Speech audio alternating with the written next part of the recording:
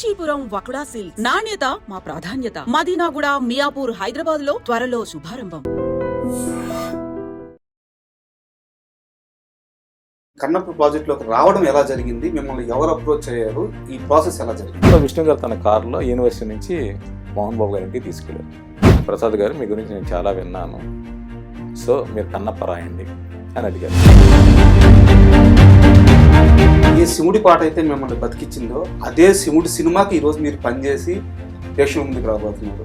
ఈ మొత్తం సర్కిల్ ఎలా అనిపిస్తుంది? రామ్ చరణ్ గారు, ఎన్టీఆర్ గారు, అల్లు అర్జున్ గారు, ఇటువంటి సినిమాలు నాకు సోలో డైరెక్టర్గా పనిచేస్తాను, లైఫ్ టర్నింగ్ తిరగబోతున్నాను అనుకున్న దశలో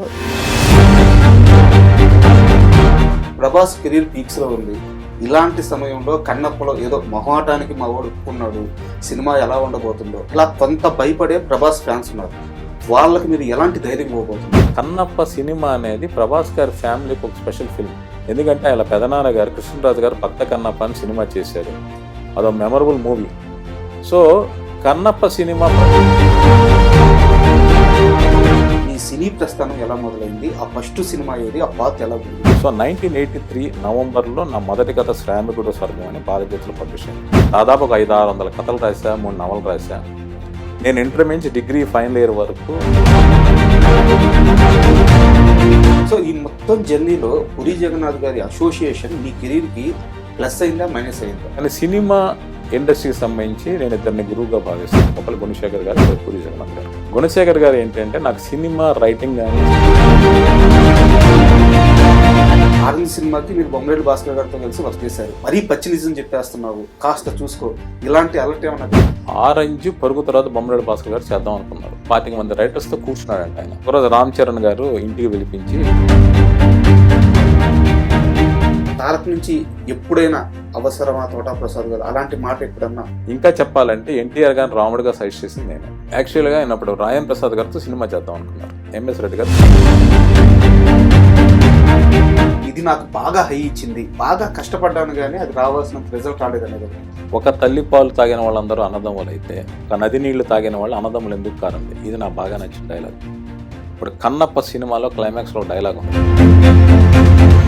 హాయ్, వెల్కమ్ టు ఐడ్రీమ్. సినీ జర్నలిస్టుగా, పుస్తక రచయితగా, సినిమా రచయితగా తోటా ప్రసాద్ గారికి ప్రత్యేకంగా పరిచయం అవసరం లేదు. మరోసారి ఆయన ఇప్పుడు కన్నప్ప సినిమాతో ప్రేక్షకుల ముందుకు రాబోతున్నారు. ఆయన అడిగి ఆయన జీవిత విశేషాలు, కన్నప్ప సినిమా విశేషాలు తెలుసుకుందాం. నమస్తే సార్.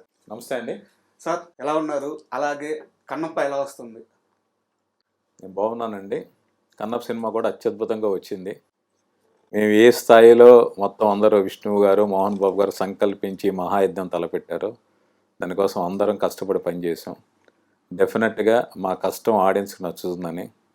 ఈ సినిమా ఒక పుక్కిటి పురాణం కాదు, నిజంగా జరిగిన ఒక చరిత్ర. సో ఈ చారిత్రాత్మక చిత్రం ఖచ్చితంగా చరిత్ర నిలిచిపోయే గొప్ప సినిమా అవుతుందని, అవ్వాలని మేము అందరం కోరుకుంటున్నాం. సార్ ఇప్పుడు మీ కెరీర్ చూసుకున్నట్టయితే 2010 మీ కెరీర్ పీక్స్. అవును. తర్వాత 2015 తర్వాత కూడా కాస్త బిజీ అయ్యారు. అయితే ఈ తరువాత కాలంలో ఇప్పుడు మీరు ఈ కన్నప్ప ప్రాజెక్టులోకి రావడం ఎలా జరిగింది, మిమ్మల్ని ఎవరు అప్రోచ్ అయ్యారు, ఈ ప్రాసెస్ ఎలా జరిగింది? అంటే మీరు అన్నట్టు నేను 2015 వరకు నా సినిమాలు అవి రిలీజ్ అయ్యాయి. 2017-18లో ఏంటంటే నా వర్కింగ్ స్టైల్లో నా ప్లాన్ ఆఫ్ యాక్షన్ నేను మారుద్దాం అని డిసైడ్ అయ్యాను. నేను అంతవరకు రైటర్ కమ్ డైరెక్టర్స్తో ట్రావెల్ చేశాను. తెలుగు సినిమాలో గొప్ప డైరెక్టర్స్ అనుకునే గుణశేఖర్ గారు, పూరి జగన్నాథ్ గారు, హరీష్ శంకర్ గారు, మెహర్ రమేష్ గారు, యోగేష్ గారు, బొమ్మరిల్లు భాస్కర్ గారు, మేర్లపాక గాంధీ గారు, అలాగే మన బోయిపాటి శ్రీను గారు, వీళ్ళందరూ డైరెక్టర్తో నేను ట్రావెల్ చేశాను. స్క్రిప్ట్లో కంట్రిబ్యూట్ చేశాను. కొంతమంది స్క్రిప్ట్ సొసైటీ ఇచ్చారు, కొంతమంది స్క్రీన్ ప్లే క్రెడిట్స్ ఇచ్చారు, కొంత డైలాగ్స్ క్రెడిట్ ఇచ్చారు. నాకు రావాల్సినంత గుర్తింపు రావట్లేదు, నేను నెక్స్ట్ లెవెల్కి చేరుకోవట్లేదు నేను ఫీల్ అయ్యాను. అందుకని 16 తర్వాత నేను తీసుకున్న నిర్ణయం ఏంటంటే నా సొంత కథలతో అప్రోచ్ అవ్వాలనుకుంటూ నేను చేసిన ప్రయత్నాలు. నేను చాలా పెద్ద పెద్ద ఆర్గనైజేషన్ నుంచి అడ్వాన్స్ తీసుకున్నాను. ఉదాహరణకి 2017లో సురేష్ ప్రొడక్షన్స్ రాణా గారితో సినిమా నేను చెప్పిన కథకి అప్పట్లో 200 కోట్ల బడ్జెట్తో ప్లాన్ చేశారు వాళ్ళు. సో దానికి అడ్వాన్స్ ఇచ్చారు, అగ్రిమెంట్ చేశారు. అలాగే ఆదిత్య మ్యూజిక్ సంస్థ నా కథ ఓకే చేసి నాకు అడ్వాన్స్ ఇచ్చింది. అలాగే స్రవంతి రవికిషోర్ గారు, అలాగే 30 రోజుల్లో ప్రేమించడం ఎలా సినిమా చేసిన బాబు గారు, ఇలా ఒక 5-6 సినిమాలు అడ్వాన్స్ తీసి నా కథలన్నీ మెటీరియలైజ్ అయ్యే దశలో కోవిడ్ వచ్చింది. సో అందువల్ల 2-3 ఏళ్ళ పాటు ఉన్న సినిమాలు ఎలా కంప్లీట్ చేయాలన్న తర్జనా భర్జనలో ఫిల్మ్ ఇండస్ట్రీ ఉంది. కొత్త ప్రాజెక్టులు టేకప్ అయ్యే అవకాశాలు లేవు. ఆ 2-3 ఏళ్ళు అనుకోకుండా నా దారి ఎటు మళ్ళిందంటే, నేను సరదాగా చేసిన పాడ్కాస్ట్లు, నేను సరదాగా చేసిన యూట్యూబ్ వీడియోలు అనేవి నన్ను ఇంకో మరో దారి వైపు తీసుకెళ్ళిపోయాయి. కాపీ మజిలీ కథలు. కాఫీ మజిలీ కథలు కావచ్చు, ఇంకా వేరే జనరల్గా నేను చేసే అనాలిసిస్లు కావచ్చు, అవన్నీ కూడా నాకు రచయితగా వచ్చిన గుర్తింపు కన్నా ఈ ప్రోగ్రామ్స్ ద్వారా, ఈ వీడియోల ద్వారా, పాడ్కాస్ట్ ద్వారా నాకు చాలా ఎక్కువ గుర్తింపు వచ్చింది, అంటే సోషల్ మీడియా వల్ల. సో ఆ ప్రయత్నంలో ఉండగా నా ఫ్రెండ్ డైరెక్టర్ యోగేష్ కేఎంసీ గారితో స్క్రిప్ట్ ఏదో వర్క్ చేస్తూ ఉన్నాను. సో ఆ సమయంలో 2022 ఫిబ్రవరి ఒక ఆదివారం మార్నింగ్ ఒక 8:39కి ఒక ఫోన్ కాల్ వచ్చింది. నేను అది ఎవరితో నెంబరు అన్నోన్ నెంబర్, నేను ఆన్సర్ చేయలే. మళ్ళీ ట్రై చేశారు. సరే ఎవరు అనుకుంటూ ఉన్నాను. ఇలా అక్కడి నుంచి మెసేజ్ వచ్చింది. నా పేరు శేషు అండి, విష్ణు గారి మేనేజర్ని. సార్ మీతో ఒకసారి మాట్లాడాలనుకుంటున్నారు, మీకు ఏ టైం కంఫర్టబుల్ అని. నేను ఒకసారి షాక్ అయ్యా. అనుకుని సరే ఎనీ టైం ఓకే సార్ అన్న తర్వాత ఒక గంటకి నాకు విష్ణు గారి నుంచి ఫోన్ వచ్చింది. ఆయన తిరుపతిలో జిన్నా షూటింగ్లో ఉన్నారు. ప్రసాద్ గారు, నేను ఒక 8 ప్రాజెక్ట్స్ ప్లాన్ చేశాను ఒక హాలీవుడ్ స్టాండర్డ్స్లో. నాకు ఎప్పటి నుంచో ది డ్రీమ్, ఒక 8 సినిమాలు ఒక భారీ ఎత్తున చెయ్యాలి, ఒక యూనివర్స్ క్రియేట్ చేసి చెయ్యాలని నా ఉద్దేశం. ఈ ప్రాజెక్ట్కి ఎవరు రైటర్గా ఉంటారో నేను మాట్లాడుతూ ఉంటే ఎవరిని అడిగినా మీ పేరే చెప్తున్నారు. తెలుగు కన్నప్ప కాదు, ఓవరాల్గా ఒక 8 సినిమాలు ఆయన ప్లాన్ చేశారు, ఒక సెపరేట్ యూనివర్స్. అవి రాబోతున్నాయి డెఫినెట్గా, అవి వేరే ఒక ఇంట్రెస్టింగ్ జోనర్. సో వాటి గురించి నేను ఎవరు ఈ సినిమాకి రాయదగ్గ రైటర్ అనుకుంటూ నేను చూసినప్పుడు ఎవరిని అడిగినా మీ పేరు చెప్తున్నారు. మీరు తప్ప ఈ సబ్జెక్ట్స్ తెలుగులో ఇంకెవరు రాయలేరు అంటున్నారు అన్నారు. మైథాలజీ టచ్ ఉంటుంది వాటికి, ఫ్యాంటసీ టచ్ అవన్నీ ఉంటాయి. సో ఒక అడ్వెంచరస్ టచ్ ఉంటుంది. సో అలాంటి నాకు ఆ జోనర్ చాలా పర్సనల్ కూడా ఇష్టం. సో మీరు తిరుపతి వస్తారా లేకపోతే హైదరాబాద్ వచ్చా కదా, మీ ఇష్టం సార్ అన్న తర్వాత ఆయన జిన్నా షూటింగ్లో ఉన్నారు. ఒక 1-2 నెలల తర్వాత ఆయన ఆఫీస్కి పిలిచారు.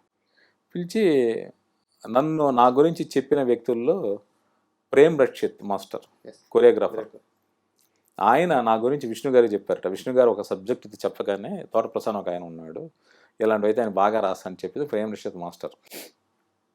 ఆయన నేను చేసిన చాలా సినిమాలకి ఆయన కొరియోగ్రాఫర్గా పనిచేశారు. అప్పటి నుంచి పరిచయం ఉంది. అంతకన్నా ఇంకొక విశేషం ఏంటంటే, నేను రాణా గారు చెప్పిన కథకి ఆయన డైరెక్టర్ కావాలి. ఓకే, రాణా గారు ప్రేమ్ రక్షిత్ మాస్టర్ నమ్మారు. అంటే అంత భారీ సబ్జెక్ట్ చేయగలిగింది. అంటే రాజమౌళి గారు తీసే సినిమాలన్నిటికీ కూడా ఆయన ఓన్లీ కొరియోగ్రాఫర్కే కాదు, అవన్నీ మిగిలిన టోటల్ షూటింగ్లో ప్రేమ్ రక్షిత్ మాస్టర్ పార్టిసిపేషన్ ఉంటుంది. సో ఆ పరంగా ప్రేమ్ రక్షిత్ మాస్టర్ మీద రాణా గారికి చాలా నమ్మకం. అందుకని ఆయన డైరెక్షన్ ఛాన్స్ ఇద్దాం అనుకున్నారు. ఆ ప్రయత్నాలు అవి కూడా జరిగాయి. డిస్కషన్స్ నేను ప్రేమ్ రక్షిత్ మాస్టర్ దగ్గర కూర్చొని మాట్లాడుకోవడం జరిగాయి. ఆ డిస్కషన్స్ వల్ల ఆయన నాకు మీద కలిగిన ఒక ఇంప్రెషన్ విష్ణు గారికి చెప్పాను. విష్ణు గారిని కలిసిన తర్వాత ప్రసాద్ గారు మీకు స్క్రిప్ట్ ఇస్తాను, నాకు ఇలాగ 8 స్క్రిప్టులు చేయాలి, సో దాన్ని బట్టి మనం చేద్దాం అన్నారు. సార్ అది కలిసి ఆయన్ని కబురు చేస్తా అన్నారు. తర్వాత ఆయన షూటింగ్లో ఉన్నారు, జిన్నా షూటింగ్లో కలవాల. నేను ఒక 2 సార్లు మెసేజ్ పెట్టి వాళ్ళ మేనేజర్కి, సరే ఓకే మనం ఫార్మల్గా కలిసి ఇంకా దాని మీద ఫర్దర్గా ఏమి జరగలేదేమో, ఇంట్రెస్ట్ లేదేమో అనుకున్నాం. జిన్నా రిలీజ్ అయిన తర్వాత ఒక 2 వారాలకు 3 వారాలకు మళ్ళీ ఫోన్ వచ్చింది, మీరు ఒకసారి ఆఫీస్కి రండి అని పిలిచారు విష్ణు గారు.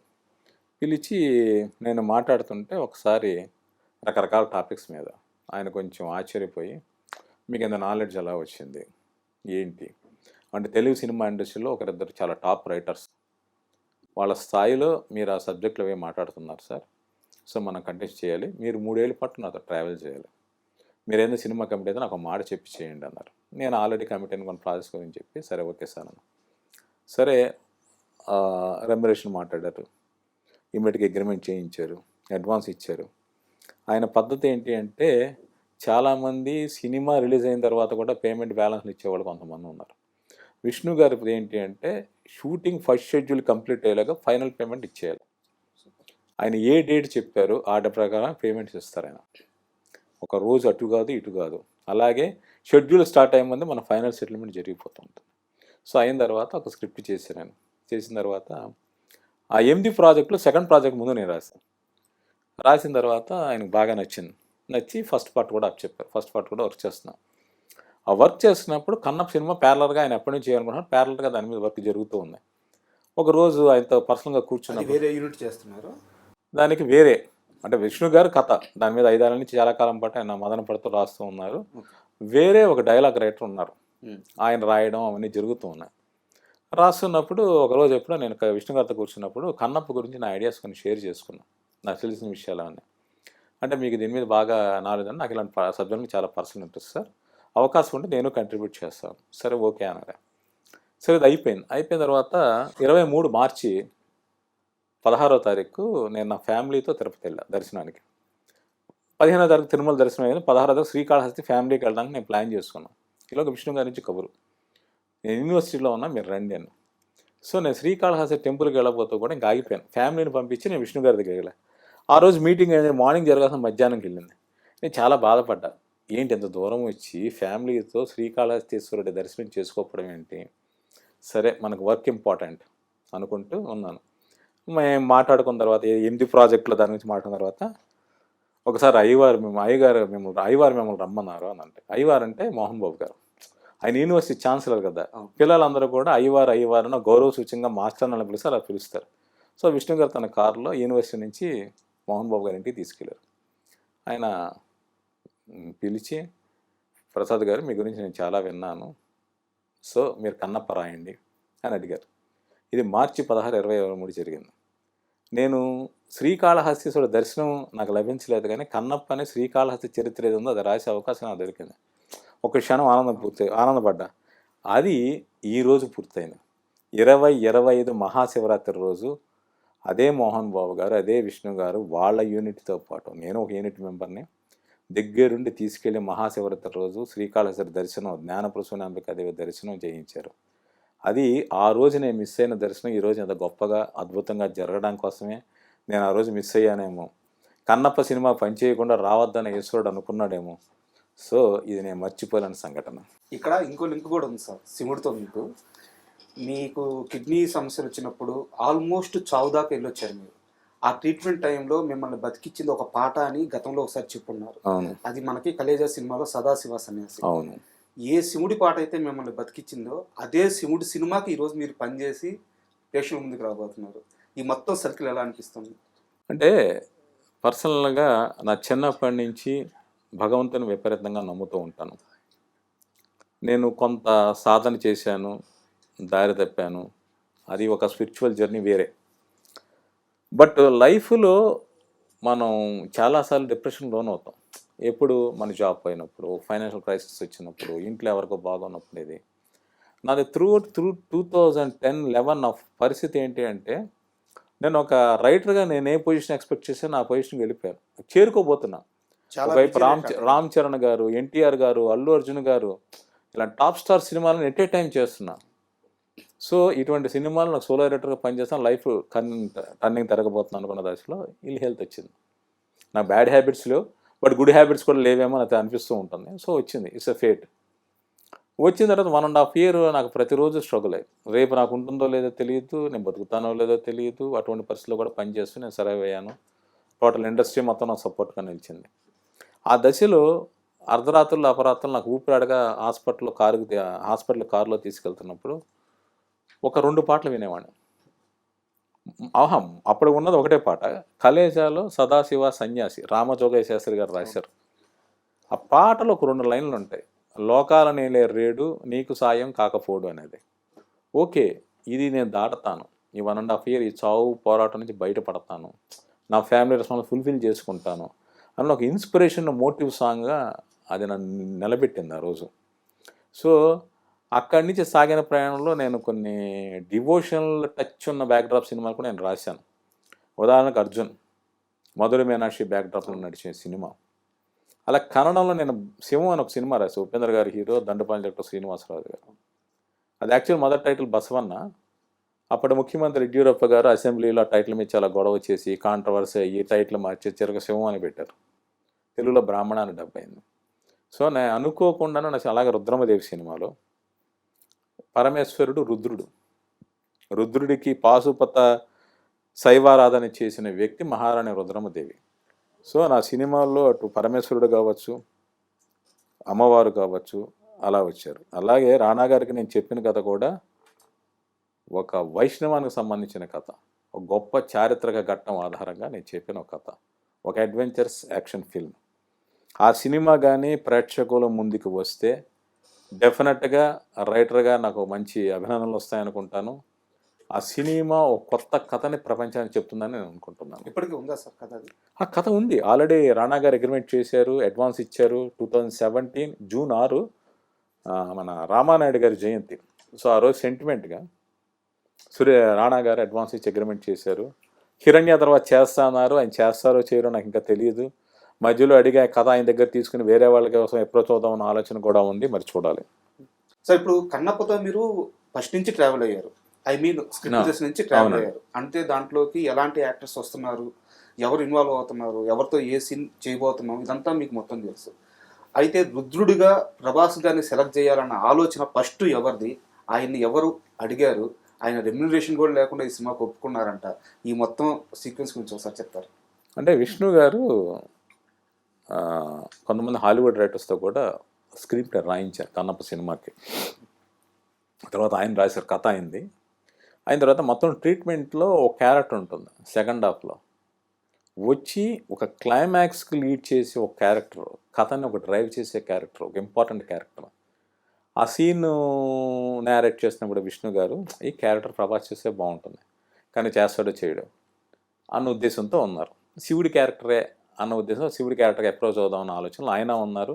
బయట ప్రపంచం అందరూ కూడా ప్రభాస్ గారు పరమేశ్వరుడిగా చేస్తే బాగుంటుందని అనుకున్నారు, అలాగే రాశారు, అలాగే ఊహించుకున్నారు, ఎదురు చూస్తున్నారు.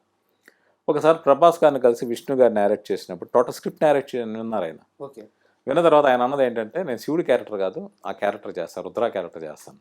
సో పూర్తిగా ఆయన చాయిస్ అది, ఆయన చాయిస్. ఓకే, అన్న తర్వాత అంటే ఈయన విష్ణు గారు మనసులో ఏది కోరుకున్నారో అదే ప్రభాస్ గారు కూడా అంగీకరించారు. ఓకే. సో అలాగా ఆయన విష్ణు గారి ఆనందానికి అంతు లేదు, ఎందుకంటే ఆ క్యారెక్టర్ ప్రభాస్ గారు చేస్తే చాలా బాగుంటుంది ఆయన ఉద్దేశం. అలాగే శివుడి పాత్ర తక్కువ కాదు, శివుడి పాత్ర బిగినింగ్ నుంచి ఎండ్ వరకు శివుడి పాత్ర ఉంటుంది, బట్ ఈ రుద్ర పాత్ర ఇంపాక్ట్ వేరే. సార్ అలాగే ఇప్పుడు మనకి తెలుగు ఇండస్ట్రీలో చూసుకున్నట్టయితే శివుడి క్యారెక్టర్ వేయాలని చిరంజీవి గారికి చాలా ఇష్టం. మంచు ఫ్యామిలీకి మెగా ఫ్యామిలీకి ఎన్ని చిన్న చిన్న గిల్లి కజ్జాలు ఉన్నా వాళ్ళిద్దరూ ఒకటే, ఫైనల్గా వాళ్ళ రిలేషన్ చాలా అద్భుతంగా ఉంటుంది. చిరంజీవి గారిని అప్రోచ్ అవ్వాలన్న ఆలోచన ఏమన్నా జరిగిందా? నాకు తెలిసి అది జరగలేదు. ఓకే, మీరు అన్నట్టు చిరంజీవి గారు పార్వతీ పరమేశ్వరుని ఎప్పుడో ఒక 80sలో వచ్చిన సినిమాలో ఫస్ట్ టైం శివుడికి యాక్ట్ చేశారు. తర్వాత ఆపద్ బాంధవుల్లో ఒక సాంగ్లో చేశారు, శ్రీమంజనాల్లో ఫుల్ లెంగ్త్ శివుడి క్యారెక్టర్ చేశారు. ఎందుకంటే ఆయన పూర్తి పేరే శివశంకర్ వరప్రసాద్ కాబట్టి ఆయనకు పరమేశ్వరుడి పాత్ర మీద చాలా మక్కువ ఉండి ఉండొచ్చు. వీళ్ళు మొదటి నుంచి శివుడి పాత్ర ఒక తెలుగు అంటే చిరంజీవి గారు వాళ్ళు ఏం అనుకోలేదు, వేరే స్టార్ ఎవరైనా చేస్తే బాగుంటుందో మొదటి నుంచి అనుకున్నారు. చివరికి ఆ పాత్ర అక్షయ్ కుమార్ గారు చేశారు. సూపర్. సార్ ఇప్పుడు ఒక సీరియస్ క్వశ్చన్, కన్నప్ప సినిమా విపరీతమైన బజ్ క్రియేట్ చేసింది. అవును, రిలీజ్కి ముందే హైప్ వచ్చింది.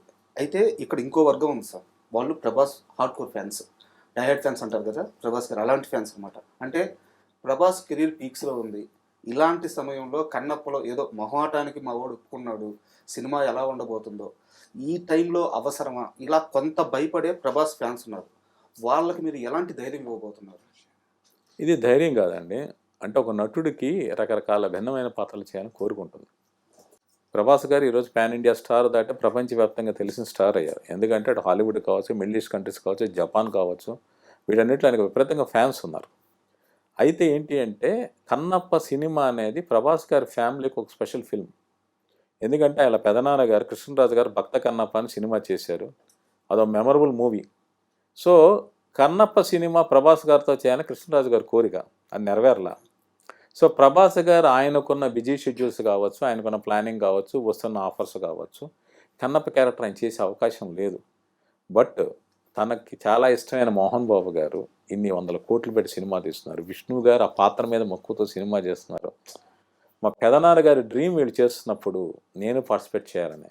ఇప్పుడు ఆయన చెయ్యాలనుకుంటే ఇంకొకటి చెప్తున్నాను, ఆయన ఏ శివుడి పాత్ర చేయొచ్చు, లేక ఇంకో పాత్ర చేయొచ్చు, ఒక క్యామియోలో చేయొచ్చు, కానీ ఆయన రుద్ర పాత్ర ఎందుకు చేశారు, ఆ పాత్రలో ఒక స్ట్రైకింగ్ ఎలిమెంట్ ఉంది, అందుకని ఆ పాత్ర చేయడానికి కూడా ఆయన ఇష్టపడ్డారు.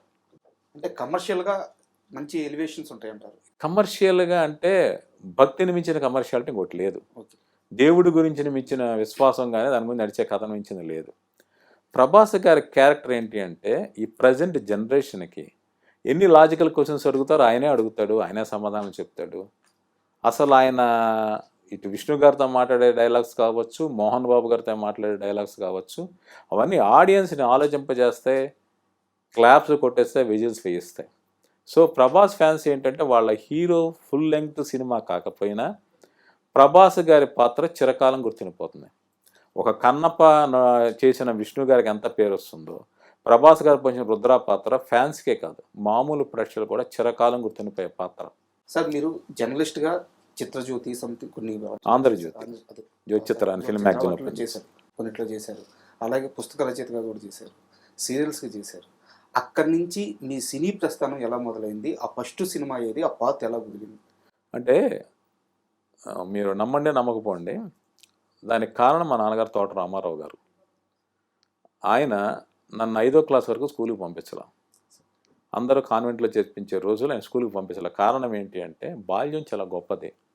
ఆయన ఎక్కడో రవీంద్రనాథ్ ఠాగూర్ గారు బాల్యం గురించి చదివారట. పిల్లలకి స్కూల్ అనేది బందీగానా కాకూడదు, చాలా స్వేచ్ఛగా పెరగాలి అనుకుంటే 5 ఏళ్ళ పాటు నేను ఇంట్లో ఉంచి ఆయన పెంచారు, చదివించారు. చదివించడం అంటే రోజుకు ఒక మాస్టర్ వచ్చేవాళ్ళు, వచ్చి ఒక్కొక్కరు ఒక శతకం నేర్పించేవాళ్ళు. ఒకళ్ళు భాస్కర్ శతకం, ఇంకోటి చింతామణి శతకం. అలాగే ఆయన ఏంటంటే తెలుగు చూడడం అనిపించి నా కోసం వచ్చిన చిల్డ్రన్స్ మ్యాగజైన్స్ కాదు, మామూలు రకరకాల కథల పుస్తకాలు కొనేవాళ్ళు. బీజం అక్కడ పడింది అయితే. డిటెక్టివ్ బుక్స్ నేను చాలా చిన్నప్పుడు చదివాను. ఆయన మంత్లీ బుక్ స్టాల్కి వెళ్ళి రెంట్స్ కట్టేవాళ్ళు. నేను వెళ్ళి నాకు కావాల్సిన పుస్తకాలు చదువుకోవడమే. పిల్లల జానపద నవల్లో కావచ్చు, మధుబాబు గారి షాడన్ నవల్లో కావచ్చు, అవన్నీ చదువుతుండేవాడు. ఆయన తప్పట్టేవాళ్ళు కాదు. అలాగే మా ఇంట్లో ఒక వ్యాసపీఠం ఉండేది. ఆ వ్యాసపీఠంలో భాగవతం, చాలా అరుదైన పుస్తకాలు మా ఇంట్లో చాలా కలెక్షన్ ఉండేది. అంటే పెంగళ సూరంరాజన్ రాసిన రాఘవ పాండవి అని ఒక కావ్యం ఉంటుంది. అది అర్థం ఏంటి అంటే రాఘవ అంటే రాముడు, పాండవి అంటే మీకు మహాభారతం. ఒకే పద్యంలో అటు రామాయణ కథ చెప్తుంటారు, మహాభారతం చెప్తుంటారు. ఒక మాటని విరిస్తే అది రామాయణం కథ, ఇంకో మాట ఇంకోలా మనం బ్రేక్ చేస్తే అది భారతం అవుతుంది. అలాగని కథ ఆర్డర్ మారదు. రామాయణం బిగినింగ్ నుంచి రావణ సంహారకు ఎలా సాగుతుందో, మహాభారతం వాళ్ళ బిగినింగ్ నుంచి కురుక్షేత్రం ఎలా సాగుతుందో అదే సాగుతూ ఉంటుంది. అక్షరం కూడా మారదు. ఇది చాలా గొప్ప కావ్యం. భాగవతం చదివించి అర్థాలు నాకు తెలిసేవి కాదు. మా నాన్నగారి అర్థాలు ఇవి తెలుసుకో అని అలా చెప్పించేవాడు. ఆయన తెలుగు, ఇంగ్లీష్లో పోయిటరీ రాసేవాళ్ళు. చండీదేవి మీద చండీ శతకం అని ఆయన రాశారు. అలా మా నాన్నగారు చిన్నప్పటి రాయడం వల్ల నేను 5వ క్లాస్లో నా మొదటి కథ రాశాను. మళ్ళీ మామూలే, నేను ఏం రాశానో నాకు గుర్తులేదు, కథ పేరు నాకు గుర్తుంది. యువ మ్యాగజైన్ పంపించాను, పబ్లిష్ కాల.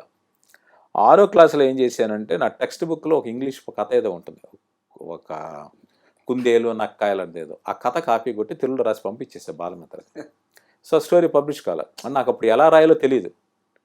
సో పువ్వు పట్టుగానే చిన్నప్పటి నుంచి కాపీ కూడా నాకు అలవాటు అయిపోయింది.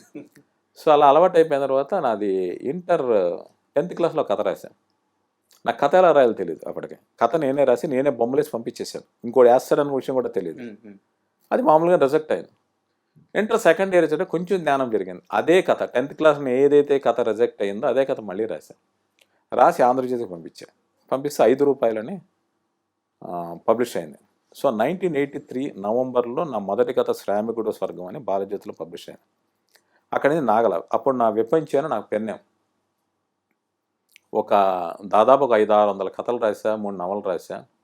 నేను ఇంటర్ నుంచి డిగ్రీ ఫైనల్ ఇయర్ వరకు నాది చాలా మ్యాగజైన్స్లో నా కథలు వచ్చాయి. కిల్లి కొట్టు ముందు ఒక 10 పుస్తకాలు వేలాడుతుంటే అందులో 7-8 మ్యాగజైన్స్లో నా కథలు ఉండేవి.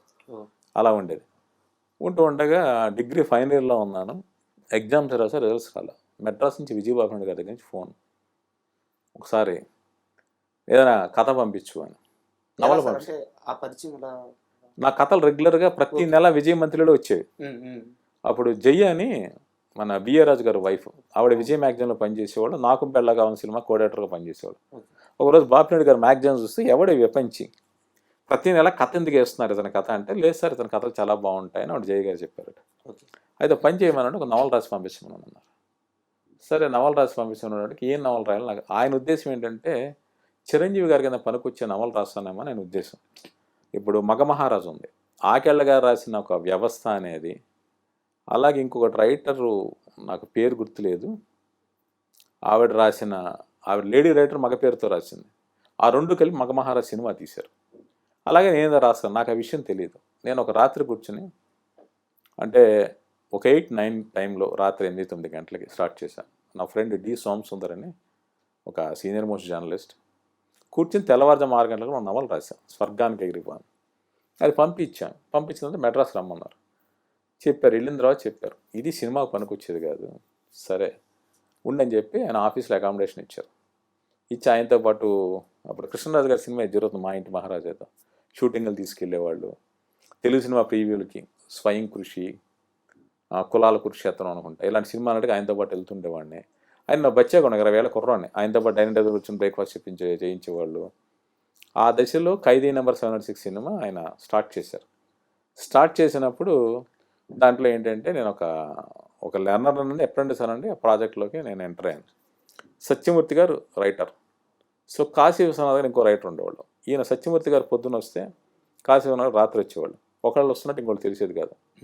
ఒకసారి సత్యమూర్తి గారు పిలిచి నన్ను తిడతా ఉండాలి, ఎవరు వస్తున్నారు, ఏంటి వర్క్ చేస్తున్నారు ఇదని. అంటే డిఫరెంట్ వర్షన్స్ కోసం వేరే వెర్షన్స్. నాకు 20 ఏళ్ళ వయసులో 20-21 ఏళ్ళ వయసు.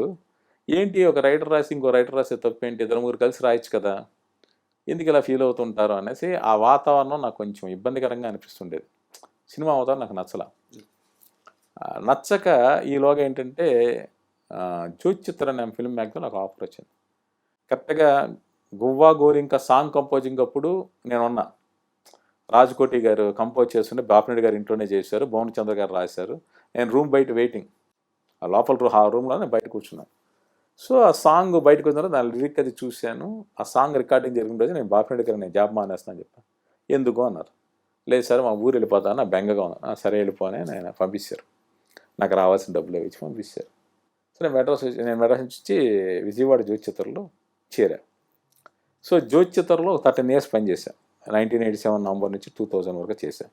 ఇక్కడ ఇంకొక విశేషం ఏంటంటే ఖైదీ నెంబర్ 706లో ఏ సాంగ్ అయితే లోపల కంపోజ్ అని బయట వెయిట్ చేశానో, సాంగ్ కంపోజింగ్ ఎలా చేస్తారు, వాళ్ళు ఏం ట్యూన్ ఇస్తారు, ఈయన ఏం రాస్తారు, ఎలా వస్తుందని బయట ఈగర్గా వెయిట్ చేసిన ఆ పాట నేను అనుకోకుండా రచయితగా పనిచేసిన సుబ్రహ్మణ్యం ఫర్ సేల్ సినిమాలో ఆ సాంగ్ రీమిక్స్ చేశారు.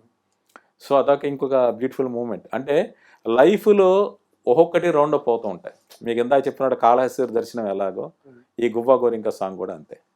సో అయినప్పుడు నేను జ్యోతిచిత్రలో ఉండగా 92 విజయవాడ లాఠీ సినిమా షూటింగ్ జరుగుతుంది. గుణశేఖర్ గారు అక్కడే చేశారు, ఆయన మొదటి మూవీ.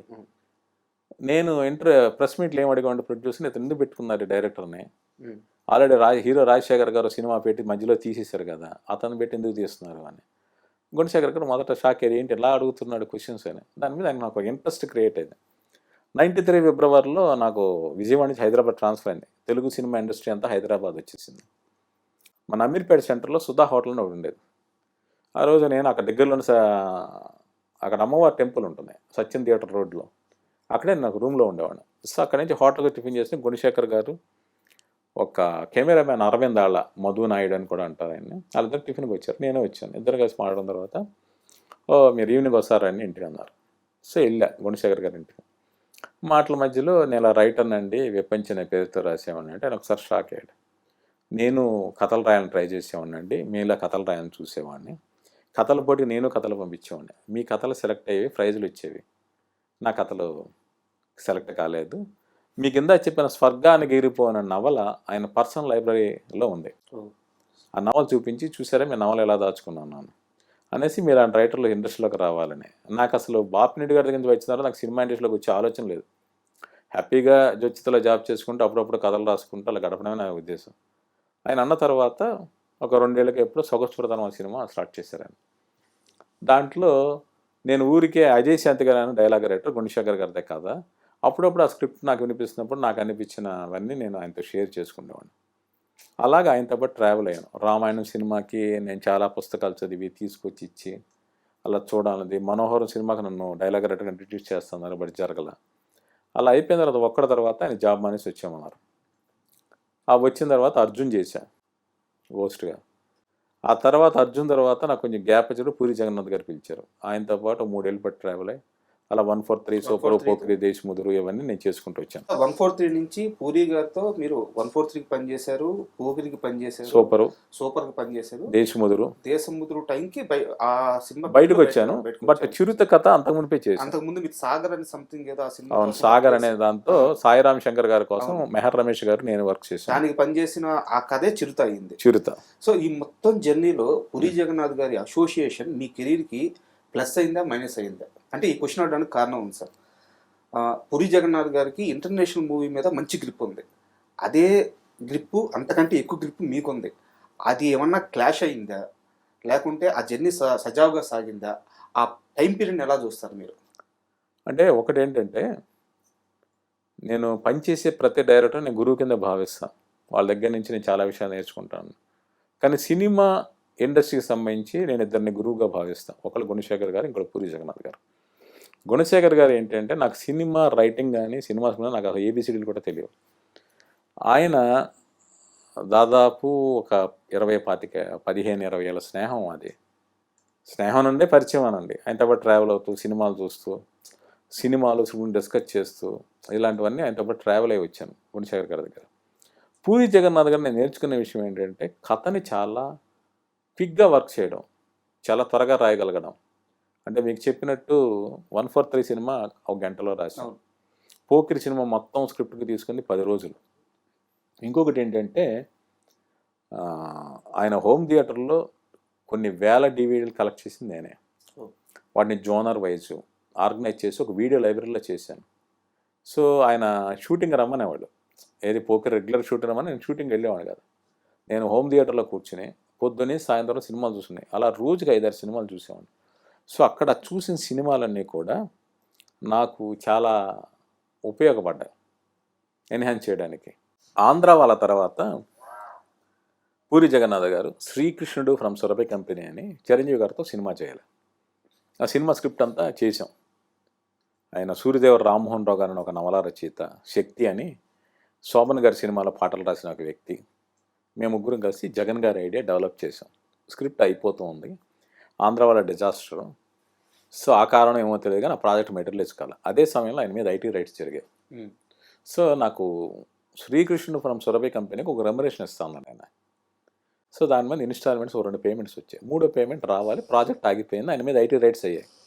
నేనేం ఎక్స్పెక్ట్ చేయట్లా డబ్బులు వస్తాయి, సినిమా ఆగిపోయింది, బ్యాలెన్స్ డబ్బు అమౌంట్స్ వస్తున్నాయి నేను అనుకోవట్లా. ఆ టైంలో ఆయన ఒకరోజు పిలిచారు ఆఫీస్కి. ఇంకా ఐటీ అన్నీ జరుగుతున్నాయి, క్లియరెన్స్ రావాలి. ఆయన అక్కడ ఫ్రెండ్ దగ్గర నుంచి అప్పు తీసుకుని ఒక అమౌంట్ నాకు తీసుకొచ్చి టేబుల్ మీద క్యాష్ ఇచ్చారు. ప్రసాద్ గారు మీకు బ్యాలెన్స్ పేమెంట్ ఉంది కదా అంటే నేను వెంటనే ఆయనకి వెనక్కి తోస్తాను. వద్దు సార్, ఎందుకంటే సినిమా జరగట్లా, సినిమా ఆగిపోయింది, మీ మీద ఐటీ రేట్స్ ఉన్నాయి, పర్లేదు తర్వాత ప్రాజెక్ట్ ఎప్పుడంటే అప్పుడు తీసుకుంటా. ఆయన ఒక క్షణం ఎమోషనల్గా అయ్యి, ప్రసాద్ గారు పూరి జగన్నాథ్ ఇండస్ట్రీలో ఉన్నంతకాలం వైష్ణవ్ అకాడమీ సినిమాలు తీసిన మీరు నాతో పాటే ఉంటారు అన్నాడు. బట్ అది జరగల. ఇండస్ట్రీలో ప్రామిసెస్ అనేవి ఏదీ జరగదు.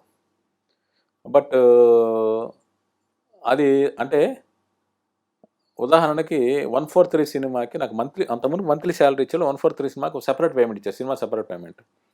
సూపర్ సినిమాకి ఏమైందంటే Annapurna studios production house. So వాళ్ళు ఏదో పేమెంట్ ఇస్తామని వాళ్ళ ఎగ్జిక్యూటివ్ కుమార్ అని ఒక ఆయన ఉండేవాడు, మాట్లాడాడు. బట్ అది జరగల. పోకిరి సినిమాకి ఏమైందంటే ప్రసాద్ గారు కొంచెం ఫైనాన్షియల్గా నా పరిస్థితి బాగోలేదు, సినిమా రిలీజ్ అయ్యాక మన అందరం డబ్బులు తిందాం, మీరు నెల తీసుకోండి అనేది అన్నారు. సార్ నెల ఖర్చులు తీసుకున్నాను. పోకిరి బ్లాక్ బస్టర్ అయిన తర్వాత దేశముదర్ వర్క్లో ఉన్నాను నేను. ఓకే ఈ సినిమా సెపరేట్ పేమెంట్ వస్తున్న దశలో ఆయనకి కొంచెం మిస్అండర్స్టాండింగ్స్ వచ్చాయి. అంటే అంత మంచి బాండింగ్ ఉన్నప్పుడు పోకిరి సినిమాకి టైటిల్ కార్డ్ వేయలేదని చెప్పేసి మీరు డిస్టర్బ్ అయ్యారు. అవును. అదే సమయంలో మీకు రావాల్సిన పేమెంట్ కూడా పూరి జగన్నాథ్ గారి దగ్గర నుంచే కరెక్ట్ టైంకి రాక ఫ్యామిలీ పరంగా కూడా కాస్త స్ట్రగుల్. అవును. మీ కమిట్మెంట్స్ ఫుల్ఫిల్ చేసుకోలేక. అంటే అంత మంచి రిలేషను అంటే ఎప్పుడు కూడా ఇండస్ట్రీలో ఎట్లా ఉంటుంది అంటే రైటరు డైరెక్టర్ రిలేషన్షిప్ని హస్బెండ్ అండ్ వైఫ్ రిలేషన్షిప్ అంటారు. మీరు విడిపోవడం అనేది అంత కరెక్ట్గా అంత ప్రాపర్గా మంచి వాతావరణంలో జరగలేదు అని ఒక టాక్ ఉంది, కరెక్టేనా? అంటే ఒక మాట చెప్తున్నాను, ఒక రైటర్గా టెక్నీషియన్ అనుకుంటాం కానీ వాస్తవానికి ఒక ప్రొడ్యూసర్ దగ్గర మేమందరం వర్కర్స్. మేము మామూలు ఒళ్ళు వంచి పనిచేస్తే ఒక రకంగా చూస్తారు, మనం మైండ్తో పనిచేస్తాం కాబట్టి కొంచెం రెస్పెక్ట్ ఇస్తారు తప్పితే ఓవరాల్గా పని వాళ్ళం అంతే. మీరు కూలీ అనండి, మేస్త్రి అనండి, ఇంకోటి అనండి, వర్కర్స్. సో వర్కర్ పట్ల బాస్ అనేవాడు బిహేవియర్ ఎప్పటి నుంచి అలా మారిపోతూ ఉంటుంది. అంటే ఇక్కడ నేను అన్నట్టు ఏంటంటే డబ్బు అనేది ఇష్యూ కాదు. అంటే ఒకటి ఏంటంటే పోకిరి నాకు 143 కథా సహకారం వేశారు, సూపర్ సినిమా టైటిల్స్ లేవు. అడిగితే కో డైరెక్టర్ సత్యప్రసాద్ అని ఆయన ఏమన్నాడంటే ఏదో ప్రొడక్షన్ హౌస్కి జగన్ గారికి మంచి డిస్టెన్స్ ఉన్నాయి, అందువల్ల మిస్ అయిపోయి అన్నాడు. సరే ఓకేలే అనుకున్నాను.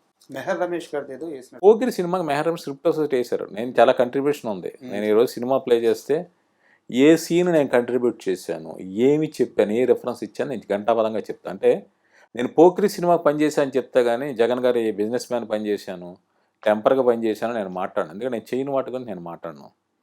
సో పోకిరి సినిమాకి నేను ఫ్యామిలీతో మార్నింగ్ షోకి వెళ్ళాను. సో స్క్రీన్ మీద చూస్తే నా పేరు లేదు. ఒకసారి ఏంటిది మన పేరు లేదని అడిగితే ఒక కో డైరెక్టర్ నేను చెప్పాను, బట్ వాళ్ళు ఏదో అనిపించుకోలేదని ఒక ఆయన అన్నాడు. సో దాని మీద నేను ఇంకా క్వశ్చన్ రైట్ చేయలే. అయిపోయింది దేశ ముందు స్క్రిప్ట్ వర్క్లో ఉన్నా తర్వాత నాకైతే పేమెంట్ రావాలి, మా అమ్మాయిని ఇంజనీరింగ్ కాలేజీలో జాయిన్ చేయాలి, వెయిటింగ్. బట్ అది ఇవ్వకుండా ఏమైందంటే ఆల్ ఆఫ్ ఎ సడన్ నన్ను ఒక రోజు ఆఫీస్ పిలిచి మీరు వెళ్ళిపోండి, మీకు ఏదో 2-3 నెలల పేమెంట్స్ ఇస్తామని చెప్పి కృష్ణ గారు అని ఆయన దగ్గర ఒక ఆయన ఉండేవాడు. ఆయన చెప్పారు. కిషోర్ కృష్ణ కాదండి, కృష్ణ గారు అని ఒక ఎగ్జిక్యూటివ్ ప్రొడ్యూసరు. ఆయన తర్వాత ఇండివిజువల్గా జవాన్ ఏదో సినిమా తీసాడు. ఆయన చెప్పాడు 2006 ఆగస్ట్ 7 ఎప్పుడు చెప్పాడు. ఒకసారి ఆగస్ట్ 7, 9 గుర్తులేదు. నేను ఒకసారి షాక్ అయ్యాను, ఏంటిది అని.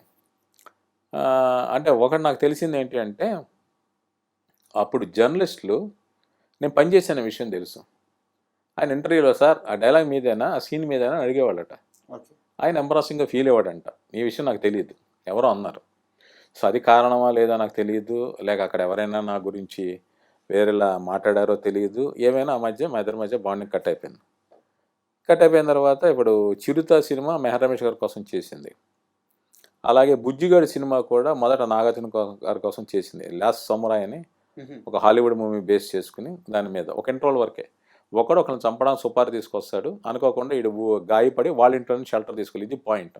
నాగార్జున కోసం చేయాలి, నాగార్జున గారి కోసం సూపర్ టైంలో అది జరగల. తర్వాత బుజ్జిగాడు అయింది. సో అలాగే జ్యోతిలక్ష్మి మల్లాది గారి నవల మిసెస్ పరాంకుశం, ఆ స్క్రిప్ట్ కూడా నేను ముందే వర్క్ చేశాను. అలా కొన్ని స్క్రిప్ట్లు వర్క్ చేశాను. ఆ తర్వాత ఏంటంటే ఇక్కడ ఇండస్ట్రీలో ఏది శాశ్వతం కాదు. సో అది అయిపోయింది. అక్కడి నుంచి మెహర్ రమేష్ గారితో పాటు మిగిలిన ఇండివిజువల్గా ట్రావెల్ చేశాను. మధ్యలో ఒక ప్రాజెక్ట్ జరగాల్సింది, అక్కడ కూడా కొంచెం జరగలేదు. అది నేను మళ్ళీ హట్ అయ్యాను. పూరి గారితోనే 2018లో జరిగింది ఆ ఇన్సిడెంట్. సో ఇక జరగల. అయిపోయినప్పటికి కూడా ఆ తర్వాత ఆయనతో నాకు మామూలుగానే రిలేషన్ ఉండింది. మొన్న లైగర్ రిలీజ్ ముందు కూడా నేను పూరి జగన్నాథ్ గారి కోసం వాళ్ళ అబ్బాయి ఆకాష్ గారి కోసం కథ చేశాను. నేను చేసి అంటే ఫాదర్ ఒక తండ్రి కొడుకులు కదా, ఫాదర్గా జగన్ గారు చేయాలి, కొడుకుగా వాళ్ళ అబ్బాయి ఆకాష్ చేయాలి. చేసి నేను ఆయనకి ఫోన్ చేశాను, ఇలా చేశాను సార్ కథ, మీరు విన్నా. నేను యాక్టర్ ఏంటండి ప్రసాద్ గారు వదిలేను అన్న. కాదు సార్ మీరు వినండి అది ఇది అని చెప్పాను. ఆయన ఒకటి మొరాకోలో ఉన్నారు, జనగణమన అనే సినిమా లొకేషన్ చూడడానికి. సరే వచ్చాక మనం కూర్చుందాం, నేను వింటానులేండి, చేస్తానో చేయనో నాకు తెలియదు అన్నాడు. బట్ ఒక ప్రొడ్యూసర్ కూడా పెద్ద ప్రొడ్యూసర్ ఆ ప్రాజెక్ట్ ప్రొడ్యూస్ చేయడానికి ఆయన ఇంట్రెస్టెడ్. బట్ లైగర్ డిజాస్టర్ తర్వాత ఆయన ఫోన్లో కూడా అందుబాటులో లేరు. నేను ఆయన తిరిగి కాంటాక్ట్ చేసే ప్రయత్నం జరగల. ఇది జగన్ గారితో నా ప్రయాణం. ఇంకో క్వశ్చన్ జగన్ గారి గురించే, లాస్ట్ క్వశ్చన్. అంటే పూరి జగన్ గారి స్ట్రెంత్ ఏందో మీకు తెలుసు, ఆయన ఏ రేంజ్ డైరెక్టర్ ఆడియన్స్కి తెలుసు. సో అదంతా గత కొన్ని సినిమాల నుంచి చూసుకుంటే ఆయన గ్రాఫ్ పడిపోతూ వచ్చింది. నేను ఆయన పర్సనల్ లైఫ్ గురించి మాట్లాడట్లేదు, ప్రొఫెషనల్ లైఫ్ గురించే మాట్లాడుతున్నాను. ఇప్పుడు ఆయన ఉన్న సిచ్యువేషన్ నుంచి మళ్ళీ బౌన్స్ బ్యాక్ అయ్యి ఇదిరా పూరి సినిమా అనే స్థాయి సినిమా మళ్ళీ తీయగలరంటారా? ఇప్పుడు ఒక తెలుగులో సామెత ఉంది, జుట్టునమ్మ ఏ ముడైనా వేస్తుందని. సో మనలో ఒక క్రియేటివిటీ టాలెంట్ ఉంటే ఏమైనా చేయొచ్చు. అంటే జగన్ గారి స్ట్రెంగ్త్ ఏంటి అంటే చాలా ఫాస్ట్ షార్ప్ డెసిషన్స్ తీసుకుంటాడు. ఆయన డైలాగ్స్ ఒక క్యారెక్టరైజేషను దాన్ని బాగా క్రియేట్ చేయగలరు. అది ఆయన స్ట్రెంగ్త్. ఆయన స్ట్రెంగ్త్లో ఏంటి అంటే కథ ఎంత ఫాస్ట్గా వేస్తారో కొన్ని చోట్ల ఆయన కాంప్రమైజ్ అయిపోతాడు. త్వరగా రౌండప్ చేసేద్దాం ఈ కథని అనేది. ముఖ్యంగా క్లైమాక్స్ దగ్గర కొన్ని సినిమాలు ఆయన వీక్ అవుతూ ఉంటారు, మీరు ఆ సినిమాలు అబ్జర్వ్ చేయండి. తర్వాత ఏంటంటే మేకింగ్లో కూడా ఇది ఓకే అనుకుంటారు తప్పితే ఇప్పుడున్న స్టాండర్డ్స్కి ఆడియన్స్కి అలా నచ్చట్లా. మీరు ఒక షార్ట్ గంటలో తీశారో 100 రోజులో తీశారో ఆడియన్స్ తెలియకపోవచ్చు, కానీ దాని తాలూకు ఇంపాక్ట్ తెలియాలి. అంటే ఫాస్ట్గా కట్ అవ్వకూడదు, కొన్ని ఎమోషన్స్ స్టే అవ్వాలి. ఇది నేను ఒక వీడియోలో కూడా జగన్ గారికి చెప్పాను. జగన్ గారు మీరు నా మనసులో తెలిసి కరెక్ట్గా చెప్పారని ఆయన ఫోన్ చేసి చాలాసేపు మాట్లాడారు ఆయన. సో ఆయనలో ఆ రైటింగ్ టాలెంట్ క్రియేటివిటీ ఉంది. పైగా ఆయన ప్రొడ్యూసరు, ఆయన ఎవరితో అయినా సినిమాలు చేయగలరు. సో అందువల్ల ఆయన కమ్బ్యాక్ అయినా బౌన్స్ బ్యాక్ అయినా కూడా ఆశ్చర్యపోవడం అవసరం లేదు, ఆయనకు స్ట్రెంగ్త్ ఉంది. బట్ తాను మార్చుకోవాలి. కొంచెం ఓపిక్గా ఆయన ఏమంటారు స్క్రిప్టింగ్ మీద టైం వెచ్చించి మేకింగ్ మీద టైం వెచ్చిస్తే అది పెద్ద విషయం కాదు ఆయనకి. తోటా ప్రసాద్ గారిని ఇంటర్వ్యూ చేస్తూ మెహర్ రమేష్ గారి ప్రస్తావన లేకుండా ఆ ఇంటర్వ్యూ పూర్తి చేయలేము. ఆయన దగ్గరికి వెళ్ళే ముందు ఆరెంజ్ సినిమా గురించి ఒక 2 ప్రశ్నలు సార్. ఓకే. ఆరెంజ్ సినిమాకి మీరు బొమ్మరేలు భాస్కర్ గారితో కలిసి వర్క్ చేశారు, నైట్ షిఫ్ట్స్ అన్ని. అవును. సో ఆ మూవీ అప్పుడు అంత ఫలితం ఇవ్వలేదు, కానీ ఆ ఇంపాక్ట్ ఇప్పటికీ అలాగే ఉంది. అవును. అయితే ఆ సినిమా వర్కింగ్ చేసేటప్పుడు మీరు కొంచెం ఇచ్చే సలహా కానీ, ఇది మరీ హార్డ్ హిట్టింగ్గా ఉంది ఆడియన్స్కి, మరీ పచ్చి నిజం చెప్పేస్తున్నావు, కాస్త చూసుకో, ఇలాంటి అలర్ట్ ఏమన్నా ఇచ్చారా? నేను ఇదివరకు ఒక ఇంటర్వ్యూలో చెప్పినట్టే ఆరెంజ్ పరుగు తర్వాత బొమ్మరేలు భాస్కర్ గారు చేద్దాం అనుకున్నారు. ఒక 20-25 మంది రైటర్స్తో కూర్చున్నాడంట ఆయన. నాకు ఆ విషయం తెలియదు. ఒకరోజు రామ్ చరణ్ గారు ఇంటికి పిలిపించి, ఇప్పటికి 25 మంది రైటర్లు వెళ్ళిపోయారు ప్రసాద్ గారు, మీరు ఆయనతో ట్రావెల్ అవ్వండి, కనెక్ట్ అయితే కంటిన్యూ చేయండి, లేకపోతే మాత్రం మీరు ఫీల్ అవ్వద్దని ముందే చెప్పాడు ఆయన. ఓకే. సరే ఓకే అండి అన్నాను. నేను భాస్కర్ గారిని కలిసిన తర్వాత ఆయన నాకు కనెక్ట్ అయ్యాడని నేను చెప్పిన పాయింట్స్తో అలా ట్రావెల్ అయ్యాను. ఒక 1.5 years ఆగాను. అంటే నేను 2008-9లోనో ఇంత ట్రావెల్ అయితే దాదాపు 1.5 year జరిగింది. 1.5 yearలో ఏంటి అంటే ఆయనకు ఒక సాటిస్ఫాక్షన్ ఉండదు. ప్రతిరోజు ఆయనకి పరగొడుపు కిందే ఉంటుంది. రాత్రి 2 గంటలకు 3 గంటలకి కడవలే కాపాడెత్తరే అంత అలా గోడకేసి కుట్టుకుంటూ ఉంటాడు ఆయన, భగవంతుడా కాపాడు అని. సీన్ ఏంటి మనం చెప్పాలని తాపత్రయపడుతూ ఉంటాడు ఆయన. విన్నాను సార్, షూట్కి వెళ్ళే ముందు దాకా కూడా సీను ఫైనల్. అంటే మార్నింగ్ 6 గంటలకి షూటింగు. నేను నా హెల్త్ పాడయ్యాక డయాలసిస్ చేయించుకుని ఈ డిస్కషన్ కోసం అర్ధరాత్రి పెట్టుకునేవాడిని. ఒక 8 గంటలకు నేను డయాలసిస్ వెళ్తే 4 hours ప్రాసెస్, 12 o'clock వెళ్ళి 12 నుంచి ఎర్లీ మార్నింగ్ వరకు వర్క్ చేసి అప్పుడు ఇంటికి వెళ్ళేవాడిని. నేను ఈయన కోసం డిస్కషన్ కోసం వెళ్ళేవాడిని. వెళ్తే అప్పుడు శివకుమార్ అని ఒక తమిళ రైటర్ ఉండేవాడు. ఆయన ఏమన్నామంటే, భాస్కర్ ఇది మన కథ కాదు. ఓకే. అంటే ఇప్పుడు ఏంటి మన కథ అనే డిస్కషన్ 3 గంటలకి 4 గంటలకి స్టార్ట్ అయ్యేది. తెల్లవారుజాము 6 గంటలకు ఒక సీన్ చేయాల్సి వస్తే ఇప్పుడు 3 గంటలు 4 గంటలు ఇలా మాట్లాడుతాయంటే నేను షాక్ అయ్యేవాడిని. 1-2 సార్లు ఆయనతో నేను చాలా తీవ్రంగా విభేదించిన సందర్భాలు ఉన్నాయి. అంటే ఏంటి అంటే, మీరు సినిమా చూశారు, చాలా కొత్త కాన్ఫ్లిక్ట్, బట్ ఏంటి అంటే ఒక ప్రేమ కథకు ఒక రౌండప్ ఉండాలి. ఇది వన్ సైడ్ అయిపోయింది. ఎంతసేపు రాము జానుని మెప్పించడం అయిపోయింది తప్పితే జాను రామ్ కోసం చేసింది ఏదీ లేదు. ఇది ఉండాలని నా ఆర్గ్యుమెంట్. బాంబే షెడ్యూల్ అప్పుడు కూడా రామ్ చరణ్ గారు నన్ను పక్కకు పిలిచి, ప్రసాద్ గారు ఏంటిది ఎంతసేపు వన్ సైడ్ అయినా సాక్రిఫైసింగ్, ఆ అమ్మాయి ఏమి మారడం ఏమి ఉండదా అంటే నేను ఏవో చెప్పేవాడిని. రూమీ పోయిట్రీలు, మపాసా కథలు, ఈ ఇన్సిడెంట్ చెప్పేవాడిని. చరణ్ గారికి డౌట్ వచ్చింది ఈ క్లైమాక్స్ మీద ఆయనకు ఉంది. అంటే హీరో ఎంతసేపు వన్ సైడ్ ఆ అమ్మాయి కోసం గ్రాఫిటీ మానేస్తాడు, ఫ్రెండ్స్తో మాట్లాడడం మానేస్తాడు, ఫోన్లు మాట్లాడడం మానేస్తాడు, ఇన్ని చేస్తున్నాడు కదా. ఆ అమ్మాయి గురించి 1% కూడా మెట్టుద్ది కదా, ఆ అమ్మాయి ఏమీ చేయదా. అందువల్ల ఏంటి, ఆ అమ్మాయి వైపు నుంచి కూడా ఏదైనా ఉంటే ఆడియన్స్కి ఒక సాటిస్ఫాక్షన్ ఉండేది. అది లేకుండా పోయింది స్క్రిప్ట్లో. అది రామ్ చరణ్ గారు అంతా డిస్కస్ చేసేవాళ్ళు, ఇదేదో చేయగలమా అని. అంటే నేను రూమీ పోయిటరీ చెబుతూ మపాసా కథలు కొన్ని ఉంటాయి, ఒక వైఫ్ అండ్ హస్బెండ్ ఒకరి కోసం ఒకరు సాక్రిఫైస్ చేయడం, ఇలా ఏదైనా చేద్దామని. ఇది నేను భాస్కర్ గారు చెప్తుండేవాడిని. తర్వాత ఏమైంది అంటే, నేను ఆస్ట్రేలియా అవుట్డోర్ షూటింగ్ నేను వెళ్ళలేకపోయాను, ఆయన వేరే వాళ్ళతో వెళ్ళాడు. అందువల్ల ఏంటంటే ఒక 1.5 year మేము డిస్కస్ చేసిన పాయింట్స్ కావచ్చు, ఇప్పుడు నేను రైట్ చేసిన పాయింట్స్ కావచ్చు, ఆయన దాని మీద వర్క్ చేయడానికి ఆయన కుదరలేదేమో నేను అనుకుంటూ ఉంటాను. అందువల్ల ఆ సినిమా అప్పుడు అనుకున్నంత ఫలితం సాధించిపోయి ఉండొచ్చు, కానీ ఇప్పుడు మాత్రం అది కల్ట్ క్లాసిక్ అయింది. ఫేస్ పాయింట్ అయితే ఏదుందో, ప్రేమ కొన్ని రోజులే బాగుంటుంది, అదైతే ఈ జనరేషన్ ఆడియన్స్కి బాగా కనెక్ట్ అవుతుంది. అవునండి సార్. ఇంకా అదే ఆరెంజ్ సినిమా విషయానికి వస్తే క్లైమాక్స్ వస్తారు. మీరు అన్నట్టు క్లైమాక్స్లో హీరో క్యారెక్టరైజేషన్, అంటే ఇప్పుడు దాకా హీరో సినిమా అంతా ఒక క్యారెక్టరైజేషన్ తెలితే క్లైమాక్స్లో సడన్గా మారిపోతాడు. అలా మారకుండా హీరో తన స్టాండ్ మీద తను నిలబడి ఉన్నా కానీ సినిమా ఫలితం మరోలా ఉండేది అంటారా? అంటే నేనేది ఏంటంటానంటే, ప్రేమ అంటే వన్ సైడ్ కాదు, ఇద్దరు వైపు నుంచి ఉండాలి. ఇప్పుడు అది లవర్స్ కావచ్చు, ఇద్దరు ఫ్రెండ్స్ కావచ్చు, లేక భార్యాభర్తలు కావచ్చు, 2 వైపుల నుంచి ఉండాలి, ఒకవైపు నుంచే చేయలేరు. సో అది ఉంటేనే పరిపూర్ణమైన ప్రేమ. సో అంతే తప్పితే వన్ సైడ్ నుంచి ఏమీ జరగదు. అది సార్. అదే ఆరెంజ్ సంబంధించి మరో క్వశ్చన్ సార్. సినిమా రిలీజ్ అయింది, ఫ్లాప్ అయింది, ఫైనాన్షియల్గా నాగబాబు గారు చాలా స్ట్రగుల్ అవుతున్నారు.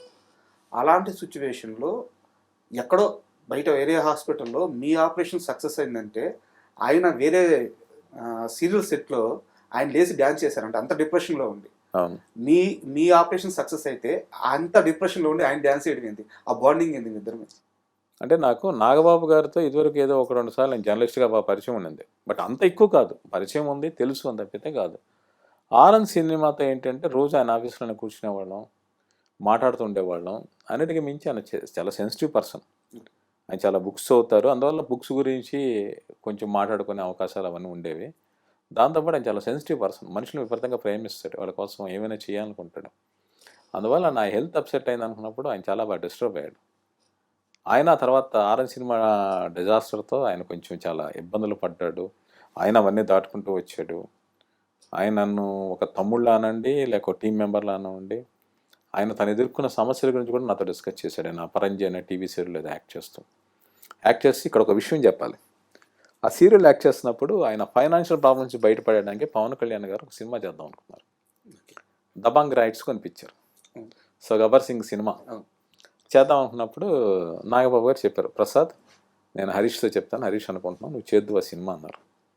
సార్ నేను పని చేయాలి, ఆ విషయం వేరే కానీ, బట్ అంతలాగా కూడా ఆయన నా గురించి ఆలోచించేవాళ్ళు. 2010 నవంబర్లో ఎప్పుడో సినిమా రిలీజ్ అయింది. అంటే నేను డయాలసిస్ చేయించుకుని కూడా నేను డిస్కషన్స్కి వెళ్ళడం, షూటింగ్లకి రావడం, హైదరాబాద్లో జరిగే వాటికి అవన్నీ కూడా నాగబాబు గారికి తెలుసు. నాకు 2011 జూన్లో ఆపరేషన్ జరిగింది. అప్పుడు ఆయన శిఖరం అని ఒక టీవీ సీరియల్ ఎక్కడో అవుట్డోర్లో జరుగుతుంది, ఒక హిల్ స్టేషన్లో. ఆయన ఫోన్ చేసి కనుక్కొని ప్రసాద్ ఆపరేషన్ సక్సెస్ అంటే డ్యాన్స్ చేశారట. అక్కడ వాళ్ళు నాకు చెప్పారు, నాగబాబు గారు ఆనందం పట్టణమైపోయాము, అసలు ఆయన ఎంత హ్యాపీ ఫీల్ అయ్యారు అని తెలిసి. అది ఆయనకి ఒక మనుషుల మీద ఉండే ప్రేమ. ఒక మనిషి ఒక కష్టం నుంచి బయటపడ్డాడంటే ఆయన ఫీల్ అయిన ఆనందం, అది నా క్యారెక్టర్ ద్వారా గొప్పదనం తప్పితే ఇంకోటి ఏమీ కాదు. సార్ మళ్ళీ కన్నప్ప విషయానికి వద్దాం సార్. మీరు ప్రభాస్ గారితో ఆల్రెడీ బిర్లా సినిమాలో పనిచేశారు. ఇప్పుడు ఇది సెకండ్ మూవీ. గతంలో వాళ్ళ ఫాదర్ చనిపోయిన సమయంలో కూడా మీకోసం ఆలోచించి మీకోసం ఒక మనిషిని పంపించి ఫైనాన్షియల్ హెల్ప్ చేశారని చెప్పున్నారు. ఇప్పటికీ ప్రభాస్ గారి ట్రీట్మెంట్ అలాగే ఉందా, ఏమన్నా చేంజ్ అయిందా? అంటే ఇప్పుడు ఆయన పాన్ ఇండియా హీరో. అంటే ఇప్పుడు ప్రభాస్ గారు బిర్లా టైంలో ఆయన మెహర్ రమేష్ గారు ఆఫీస్కి వచ్చేవాళ్ళు. నేను ఈ బిర్లా వెనుకున్న కథలు నేను చెప్తుండేవాడిని. అంటే మీ అందరికి తెలుసు డాన్ సినిమా రీమేక్. డాన్ సినిమాకి ఒక హాలీవుడ్ మూవీ ఉంది, దాంట్లో ఇన్స్పైర్ అయ్యి సలీం జావేద్ డాన్ చేశారు.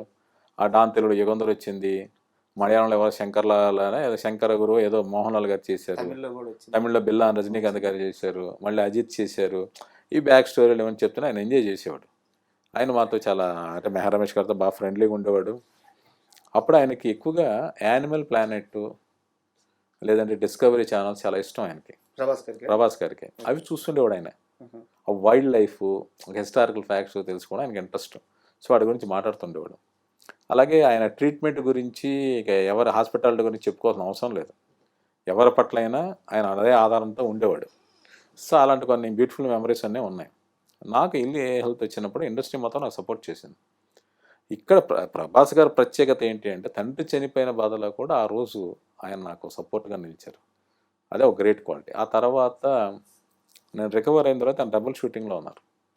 ఎక్కడ చేస్తుంటే నేను వెళ్ళి కలిశాను. మీరు ఎందుకు వచ్చారు ఒంట్లో బాగున్నప్పుడు అది అన్నారు. లేదు సార్, నేను రికవర్ అయిన తర్వాత నాకు ఎవరైతే సభ్యులు వాళ్ళందరినీ కలుద్దాం అనుకుంటున్నాను, నేను కొంతమందిని కలిశాను చెప్పాను. ఆ తర్వాత ఒక 2013-14 వరకు కూడా ఆయన పర్సనల్ ఫోన్ నెంబర్ నా దగ్గర ఉండేది. ఆయన ఫారిన్ షూటింగ్కి వెళ్ళినా నేను ఫోన్ చేసి ఆయన అతను మాట్లాడేవాళ్ళు, మెసేజ్ రిప్లై ఇచ్చేవాళ్ళు. బట్ ఆ తర్వాత మాత్రం చాలా గ్యాప్ వచ్చింది. అంటే ఆయన బాహుబలి లాంటి బిగ్గెస్ట్ ప్రాజెక్టులు ఇన్వాల్వ్ అయిపోయారు, తర్వాత పాన్ ఇండియా స్టార్ అయిపోయారు. నేను ఆయన కలిసే ప్రయత్నం జరగల. బట్ నేను యూవీ క్రియేషన్స్లో కృష్ణరాజు గారు గోపికృష్ణ మూవీస్ మీద సినిమా చేద్దాం అంటున్నారు, సునీల్ గారు హీరో. నేను ఒక కథ చెప్పాను, రొమాంటిక్ కామెడీ, ఒక హాలీవుడ్ సినిమా నుంచి ఇన్స్పైర్ అయ్యి. కృష్ణరాజు గారు విపరీతంగా నచ్చింది, విపరీతంగా నవ్వి ఎంజాయ్ చేశారు. సో ఆ సినిమా డిస్కషన్స్ అవి జరుగుతుండేవి. సో ఆ టైంలో నేను రెగ్యులర్గా వాళ్ళ ఆఫీస్కి వెళ్తుండేవాడిని. ఆ తర్వాత యూవీ క్రియేషన్లో నేను ఎక్స్ప్రెస్ రాజా అని ఒక సినిమా చేశాను మేలపాక్ గాంధీ గారితో. ప్రభాస్ గారి బ్రదర్స్ ఉంటారు, ప్రమోద్ వాళ్ళందరితో నేను అప్పుడు పరిచయం. అంటే బిర్లా నుంచి వాళ్ళకున్న పరిచయం, అప్పుడు మళ్ళీ కలిశాను. అలాగే రామ్ చరణ్ గారితో సినిమా చేద్దాం అనుకున్నారు యూవీ క్రియేషన్స్ 2016లో. మేర్లపాక్ గాంధీ గారు డైరెక్టర్. ఆ టైంలో స్క్రిప్ట్ వర్క్ చేశాను, వాళ్ళు అడ్వాన్స్లో ఇచ్చారు, బట్ ఆ స్క్రిప్ట్ మెటీరియలైజ్ కాల. అలాగా ప్రభాస్ గారు కావచ్చు, ప్రభాస్ గారి స్నేహితులతో ఉన్న బ్యానర్లో కావచ్చు నా అసోసియేషన్ కొనసాగింది. ఈ మధ్య ఒక 5 ఏళ్ల నుంచి నేను ఆయన కలవాల. నేనేంటి అంటే ఏదైనా పని ఉన్నప్పుడు అంటే నా పనిని కాదు, వర్క్ పరంగా నేను కలవాలని ప్రయత్నిస్తాను తప్పితే లేకపోతే ఊరికే కలవడానికి నాకు ఇష్టం ఉండదు. సో అనుకోకుండా మళ్ళీ కన్నప్ప సినిమా షూటింగ్లో కలిశాను. ఎలా సార్ ఫస్ట్ మీటింగ్ ఆయన ఎలా రిసీవ్ చేస్తారు? లాస్ట్ ఇయర్ ఏప్రిల్లో నేను కలిసి అప్పటికప్పుడు నేను మారిపోయాను. విషయం అలా ఆశ్చర్యంగా చూస్తున్నారు. అప్పుడు ఆయన రీకలెక్ట్ చేసి ఇప్పుడు ఎలా ఉన్నారు, ఏంటి హెల్త్ ఎలా ఉందని అడిగారు. ఆ రోజు విష్ణు గారికి ప్రభాస్ గారికి మధ్య రామోజీ ఫిల్మ్ సిటీలో వర్క్ జరిగింది. ఇప్పుడు కలిసా, సో మాట్లాడా, ఆయన అన్నీ జాగ్రత్త అని చెప్పారు. అది మీ కెరీర్ని బాగా ఇంపాక్ట్ చేసిన వ్యక్తి మెహర్ రమేష్ గారు. మెహర్ రమేష్ గారు మీకు ఎంత సహాయం చేశారో, మీరు ఆయన సినిమాలకు ఎంత కష్టపడ్డారో ఆల్రెడీ చెప్పేశారు. నేను వాటి మూలాలకు వెళ్ళదలుచుకోవట్లేదు. మీరు ఆయన సినిమాకి కంత్రికి పనిచేశారు, శక్తికి పనిచేశారు, బిల్లా అలాగే బిర్లాకి పనిచేశారు. సో మీ అసోసియేషన్ చాలా పెద్దది. అయితే ఇప్పుడు నా క్వశ్చన్ ఏంటంటే, మెహర్ రమేష్ గారికి తెలుగులో సక్సెస్ రేట్ చాలా తక్కువ. బట్ ఆయన స్క్రిప్ట్ ఇచ్చే విషయంలో చాలా బయట సినిమాలకి ఆయన పనిచేస్తున్నారు, ఆయన్ని పిలుస్తారు కూడా. సో అంత మంచి రచయిత, అంత మంచి మేకరు సక్సెస్ విషయంలో ఎందుకు వెనకబడిపోతున్నారు? అంటే సినిమా కోసం ఆయన పడే కష్టంలో ఏమైనా లోపం ఉంటుందా, లేకుంటే ఎక్కడ బ్యాడ్ అవుతుంది? మెహర్ రమేష్ గారు గాడ్ బ్రదర్, అది పక్కన పెట్టండి.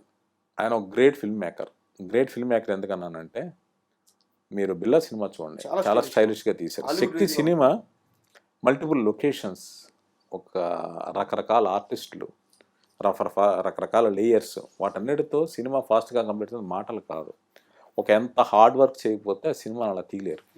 కంటెంట్ జనానికి కనెక్ట్ కాలేదు, ఈ విషయం నేను ఒప్పుకుంటున్నాను. కానీ ఆయన మేకింగ్లో కానీ వర్క్ విషయంలో కానీ ఏమాత్రం రాజీ పడరు. నేను నమ్మేది ఏంటి అంటే, నేను అనుకునేది ఆయన మేకింగ్ తగ్గట్టుగా స్క్రిప్టులు ఆయనకు దొరకట్లా. ఇప్పుడు శక్తి సినిమా ఈ విషయం నన్ను మాట్లాడదాన్ని రమేష్ గారు ఇప్పుడు చెప్పారు నాకు. అయినప్పటికీ ఏంటంటే నిన్నంతా ఆయన మీద పడుతుంది కాబట్టి నేను ఇక్కడ ఈ విషయాన్ని బ్రేక్ చేస్తున్నాను. మెహర్ రమేష్ గారు శక్తికి ముందు చేద్దాం అనుకున్న కథ వేరే. ఆ కథ విని ఎన్టీఆర్ గారు ఎగ్జైట్ అయ్యి నేను చేస్తాను, ఆయనే ముందుకు వచ్చారు. అలా అశ్విన్ దత్ గారు ప్రొడ్యూసర్గా వచ్చారు. ఆ కథతోనే సినిమా ఓపెనింగ్ జరిగింది. ఆ తర్వాత దత్ గారు లేదు, ఇంకా భారీ స్పాన్ ఉన్న సినిమా చేద్దాం అనుకుంటే రకరకాలుగా కథ మలుపులు తిరిగి శక్తి అనే సినిమా ఫైనల్ అవుట్పుట్ వచ్చింది. సో ఇందులో తప్పు ఎవరిది లేక ఏంటని కాదు. మెహర్ రమేష్ గారు ఏంటంటే, వాళ్ళు అడిగింది మనం చెయ్యాలి, చేయకపోతే అది మన ఫెయిల్యూర్. మేము అనుకున్నది వాళ్ళు చేయలేదు అన్నది కంప్లైంట్ మనం ఇవ్వకూడదు. వాళ్ళు కోరింది మనం చేయలేకపోయాం, సో మన మీదే తప్పు వేసుకుందాం అని అంటారు తప్పితే దాని లోతుపాతలు ఆయన మాట్లాడడానికి ఇష్టపడరు. నేను కూడా ఇది ఆయన మీద చాలాసార్లు కామెంట్ చేస్తారు. నేను ఒకసారి ఎప్పుడో నేనే మాట్లాడుతా అన్నాను, రమేష్ గారు నన్ను వారించారు. అందువల్ల నేను ఈ విషయం మాట్లాడలేను. కానీ శక్తి సినిమాకి ఆయన తప్పు లేదు. ఆయన అనుకున్న కథ వేరు, తీద్దాం అనుకున్న సినిమా వేరు, చివరికి తీయించిన సినిమా వేరు. ఈ విషయం చాలా స్పష్టం. షాడో సినిమాకి ఏంటి అంటే, ఆయనది కథ కాదు, కోన వెంకట గారు, గోపీమోహన్ గారు రాశారు. సో దాన్ని నమ్మారు, చేశారు, బట్ ఫలితం వర్కౌట్ కాల. బాలా శంకర్ ఒక రీమేక్. నేనేది ఏంటి అంటే, మెహర్ రమేష్ గారు నమ్మిన స్క్రిప్ట్తో వాళ్ళు ప్రొడ్యూసర్లు, హీరో కూడా నమ్మితే డెఫినెట్గా ఆయన తన ఏంటో ప్రూవ్ చేసుకుంటారు. ఇది సబ్జెక్ట్ ఎంపికలో జరిగిన మిస్టేక్ తప్పితే ఆయన మేకింగ్లో వాటిలో జరిగిన తప్పు కాదు. ఓకే సార్, ఇప్పుడు ఎలాగో మెహర్ రమేష్ గారి సినిమాలు ప్రస్తావన వచ్చింది కాబట్టి ఒకసారి మనం ఎన్టీఆర్ గురించి కూడా మాట్లాడుకుందాం. మీరు అంతకుముందు కంత్రి సినిమాకి పనిచేశారు, శక్తి సినిమాకి పనిచేశారు. మామూలుగా మనకి ఇండస్ట్రీలో ఎలా ఉంటుందంటే, ఒక చిన్న ఫ్లాప్ రాగానే ఆ మేకర్ అవసరమా, ఆ రైటర్ అవసరమా, మార్చేద్దాం, ఇలా ఉంటుంది. రామయ్య వస్తావయ్య మూడో సినిమా ఎన్టీఆర్తో. సో తారక్ నుంచి ఎప్పుడైనా అవసరమా తోటా ప్రసాద్ గారు అలాంటి మాట ఎప్పుడన్నా వచ్చింది? అంటే ఇక్కడ చాలామంది తెలియని విషయం ఏంటంటే, గుణశేఖర రామాయణం తీసినప్పుడు ఒక వర్క్షాప్ నడుస్తుండేది. ఇంకా చెప్పాలంటే ఎన్టీఆర్ గారిని రాముడిగా సజెస్ట్ చేసింది నేనే. యాక్చువల్గా అయినప్పుడు రాయన్ ప్రసాద్ గారితో సినిమా చేద్దాం అనుకున్నారు. ఎంఎస్ రెడ్డి గారు ప్రొడ్యూసరు. ఒక 5 రోజుల పెళ్ళి, ఆ పెళ్లి కొడుకు పెళ్లి కూతురు మిస్ అయిపోవడం ఇలాంటిదో కాన్సెప్ట్. అంటే ఒక చరణదాస్ సినిమా లాగా, ఇప్పుడు లాపట్టా లేడీస్ ఏదో ఉందో అలాంటి కాన్సెప్ట్ అది. అది రెక్ అని రవీంద్రనాథ్ ఠాగూర్ గారి నవల, దాని మీద వర్క్ చేస్తున్నాం. 5 రోజుల పెళ్ళి, దసరాకు ఓపెనింగ్. ప్రసాద్ గారు, నేను మీ ఎండి గారితో మాట్లాడతాను, మీరు జాబ్ లీవ్ పెట్టించేయండి, మీరు రాత్రి అయ్యేదని గుణశేఖర్ గారు అన్నారు. ఆల్ ఆఫ్ ఎ సడన్ ఆయనకి పిల్లలతో రామాయణం చెప్తే ఎలా ఉంటుంది థాట్ వచ్చింది గుణశేఖర్ గారు. ఇప్పుడు పంజాగుట్లో ఇప్పుడు ఆ మాల్కి ముందు కార్నర్లో ఒక ఇరానీ కేఫ్ ఉండేది. అక్కడ మేము ఇద్దరు కూర్చొని మాట్లాడుకున్నాను సాయంత్రం పూట. ఆయన దగ్గరలో నా ఇల్లు ఉండేది. షాన్బాగ్ కాదు, ఈ శ్రీనగర్ కాలనీ రోడ్డు చివరిలో ఒకటి ఉండేది. ఇప్పుడు అది లేదు. ఆ టెంపుల్ ఎదురుగా, దుర్గాదేవి టెంపుల్ ఎదురుగా ఒకటి ఉండేది. అన్నారు ఒకరోజు సాయంత్రం కూర్చున్నప్పుడు చెప్పారు, ప్రసాద్ గారు పిల్లలతో రామాయణం తీస్తే ఎలా ఉంటుంది. పిల్లలతో రామాయణం ఏంటి సార్ అంటే, జనరేషన్ తెలియట్లేదు, పిల్లలకి పిల్లలతో చెప్పేస్తే బాగా కనెక్ట్ అవుతున్నాయి. అదిరిపోయింది సార్ ఐడియా అన్న. అంటే ఆయన మొదట మెడ్రాస్ విజయ ప్రొడక్షన్స్ ఎవరి దగ్గరికి వెళ్ళారు, వాళ్ళు నాట్ ఇంట్రెస్టెడ్. ఎంఎస్ రెడ్డి గారు చెప్పాను, చాలా ఎగ్జైట్ అయిపోయారు, ఇది కదా ఈ ప్రాజెక్ట్ చేయాల్సింది. ఆ రాయం ప్రసాద్ సినిమా పక్కన ఆపేసి ఈ సినిమా చేద్దాం అలా రామాయణం వచ్చింది. రామాయణం వచ్చిన తర్వాత దానికి నా దగ్గర మా ఫాదర్ దగ్గర చాలా కలెక్షన్ ఉండేది, ఎవరి దగ్గర లేని రామాయణాలు. విచిత్ర రామాయణం, ఆధ్యాత్మ రామాయణం, వాల్మీకి రామాయణం, రంగనాథ రామాయణం, ఇంకా రకరకాల రామాయణం అవన్నీ తీసుకొచ్చి ఇచ్చి నాకు తెలిసిన రామాయణ కథలు చెప్తూ అని పార్టిసిపేట్ చేస్తుండేవాడిని. నేను దిల్షు నగర్లో ఉండేవాడిని, గుణశేఖర్ గారు పంజాగుట్టలో ఉండేవాళ్ళు. ఒకరోజు సాయంత్రం ఎవరిని పెడదామంటే స్కూల్స్ అన్ని తిరిగి పిల్లల్ని సెలెక్ట్ చేద్దాం సార్ అన్న. సార్ అలాగే చూద్దాం అనుకుంటున్నాడు ఆయన. ఒకరోజు సాయంత్రం నేను దిల్షు నగర్ వెళ్తుండగా రవీంద్ర భారత్ దగ్గర అలా సిగ్నల్ దగ్గర బస్సు ఆగింది. చూస్తే లెఫ్ట్ సైడ్ ఒక బ్యానరు, మాస్టర్ ఎన్టీ రామారావు నృత్య ప్రదర్శన అని. ఒకసారి టక్కున ఆగిపోయా. మాస్టర్ ఎన్టీఆర్, మనకు శ్రీరాముడు అంటే పెద్ద ఎన్టీఆర్ గుర్తొస్తారు, ఇంకెవ్వరూ లేరు. మాస్టర్ అంటే వాళ్ళ మనవడు కదా రాముడిగా చేయాల్సింది అనిపించింది. తక్కువ బస్సు దిగిపోయా దిల్షు నగర్ వెళ్ళకుండా. అప్పుడు ఆల్ ఇండియా రేడియో స్టేషన్ పట్టిన పబ్లిక్ టెలిఫోన్ బూత్ ఉండేది. నేను ఫోన్ చేశాను గుణశేఖర్ గారికి, ఏంటి సార్ ఏంటి ఇప్పుడే కదా వెళ్ళారు, ఫోన్ చేశాను సార్ ఇక్కడ ఎన్టీఆర్ అని రామారావు గారు మనవడు హరికృష్ణ గారు అబ్బాయి, తను డ్యాన్స్ ప్రదర్శన జరుగుతుంది, అతను రాముడైతే ఎలా ఉంటుంది అని. అంటే అప్పుడు ఎంఎస్ రెడ్డి గారు చెప్తే ఎంఎస్ రెడ్డి గారు గుణశేఖర్ గారు చూసి ఇంకెతనే మన రాముడని ఫిక్స్ అయిపోయారు. ఫిక్స్ అయిపోయిన తర్వాత వర్క్షాప్ నడుస్తుండేది. ఇప్పుడు శబ్దాలయ థియేటర్లో వర్క్షాప్ ఉండేది, మొత్తం పిల్లలందరికీ బిచ్చు అరుణ బిచ్చు అందరూ చేసేవాళ్ళు. ఒక్క రాముడు తప్పితే మిగిలిన పిల్లలందరూ కూడా రకరకాల క్యారెక్టర్లు చేసేవాళ్ళు. ఇప్పుడు సీత వేసిన అమ్మాయి స్మితామాధవ్ అనుకుంటా, ఆ అమ్మాయి మండోదరి క్యారెక్టర్ చేసేది, శబరి క్యారెక్టర్ చేసేది. ఊరికి పెర్ఫార్మెన్స్ మాట. రోజు సాయంత్రం వర్క్షాప్ 2 గంటలు 3 గంటలు నడుస్తుండేది. వెళ్తే నేను సాయంత్రం కూడా ఆంధ్రజ్యోతి ఆఫీస్లో నా వర్క్ అయిపోయాక వెళ్ళి కూర్చున్నాను వర్క్షాప్లో. ఈ పిల్లలు చేసిన పెర్ఫార్మెన్స్ చూసినవాడిని. ఆయన ఎన్టీఆర్ చాలా అల్లరి పిల్లోడు, ఎక్కడ కుదురుగా ఉండేవాడు కాదు, అటు చేస్తూ ఇటు చేస్తూ అల్లరి చేస్తూ ఉండేవాడు. కరెక్ట్గా వర్క్ షాప్లో పెర్ఫార్మెన్స్ వచ్చేటప్పటికి మాత్రం అలర్ట్ అయిపోయాడు. ఫస్ట్ నుంచి అంతే. మిగిలినంతా మాత్రం పిల్లోడు ఏంటి ఎంత మిచ్చివ్స్గా బిహేవ్ చేస్తాడు అనుకున్నాను. అలాగే షూటింగ్ టైంలో కూడా ఆయనకి నీలం రంగు వేసేవాడు కదా, ఇలా పిల్లలతో ఆడి మొత్తం నీలం రంగు అంతా పోయేది, మళ్ళీ వేసేవాడు ఆయనకు రంగు. సో ఇలాగే చాలా అల్లరగా చేస్తూ మళ్ళీ పెర్ఫార్మెన్స్ వాళ్ళ దగ్గరికి వచ్చేటప్పుడు చాలా అంటే వంశపారంపర్యంగా వస్తుంది కావచ్చు, తనకి చిన్నప్పటి నుంచి పూర్వజన్మ సుకృతం కావచ్చు, అలా చేశాడు ఆయన. అలా రామాయణం అప్పటి నుంచి కూడా నాకు ఎన్టీఆర్ గారు తెలుసు. చెప్పారా తారక్కి మీరు ఇలా జరిగింది బాలరామాయణంలో మీ ఎంట్రీ అని చెప్పినట్లేదు ఫస్ట్ టైం? అవును. కంత్రి మెహర్ రమేష్ గారు వెళ్ళినప్పుడు ఎన్టీఆర్ గారు ఆఫీస్లోనే కూర్చున్నాం. ఆయన ఆఫీస్లోనే కూర్చుని కంత్రి సినిమా స్క్రిప్ట్ వర్క్ చేసాం. ఆ సినిమా ఓకే, ఎబోయ్ యావరేజ్ హిట్ రేంజ్లో ఉంది. ఆ తర్వాత శక్తి సినిమా డిజాస్టర్ అయిన తర్వాత నేను హరిశంకర్ గారు రామయాస సినిమాకి పెట్టినప్పుడు చెప్పారు తోట ప్రసాద్ చేస్తున్నాం. ఓకే ఏముంది ప్రాబ్లం అన్నాడు.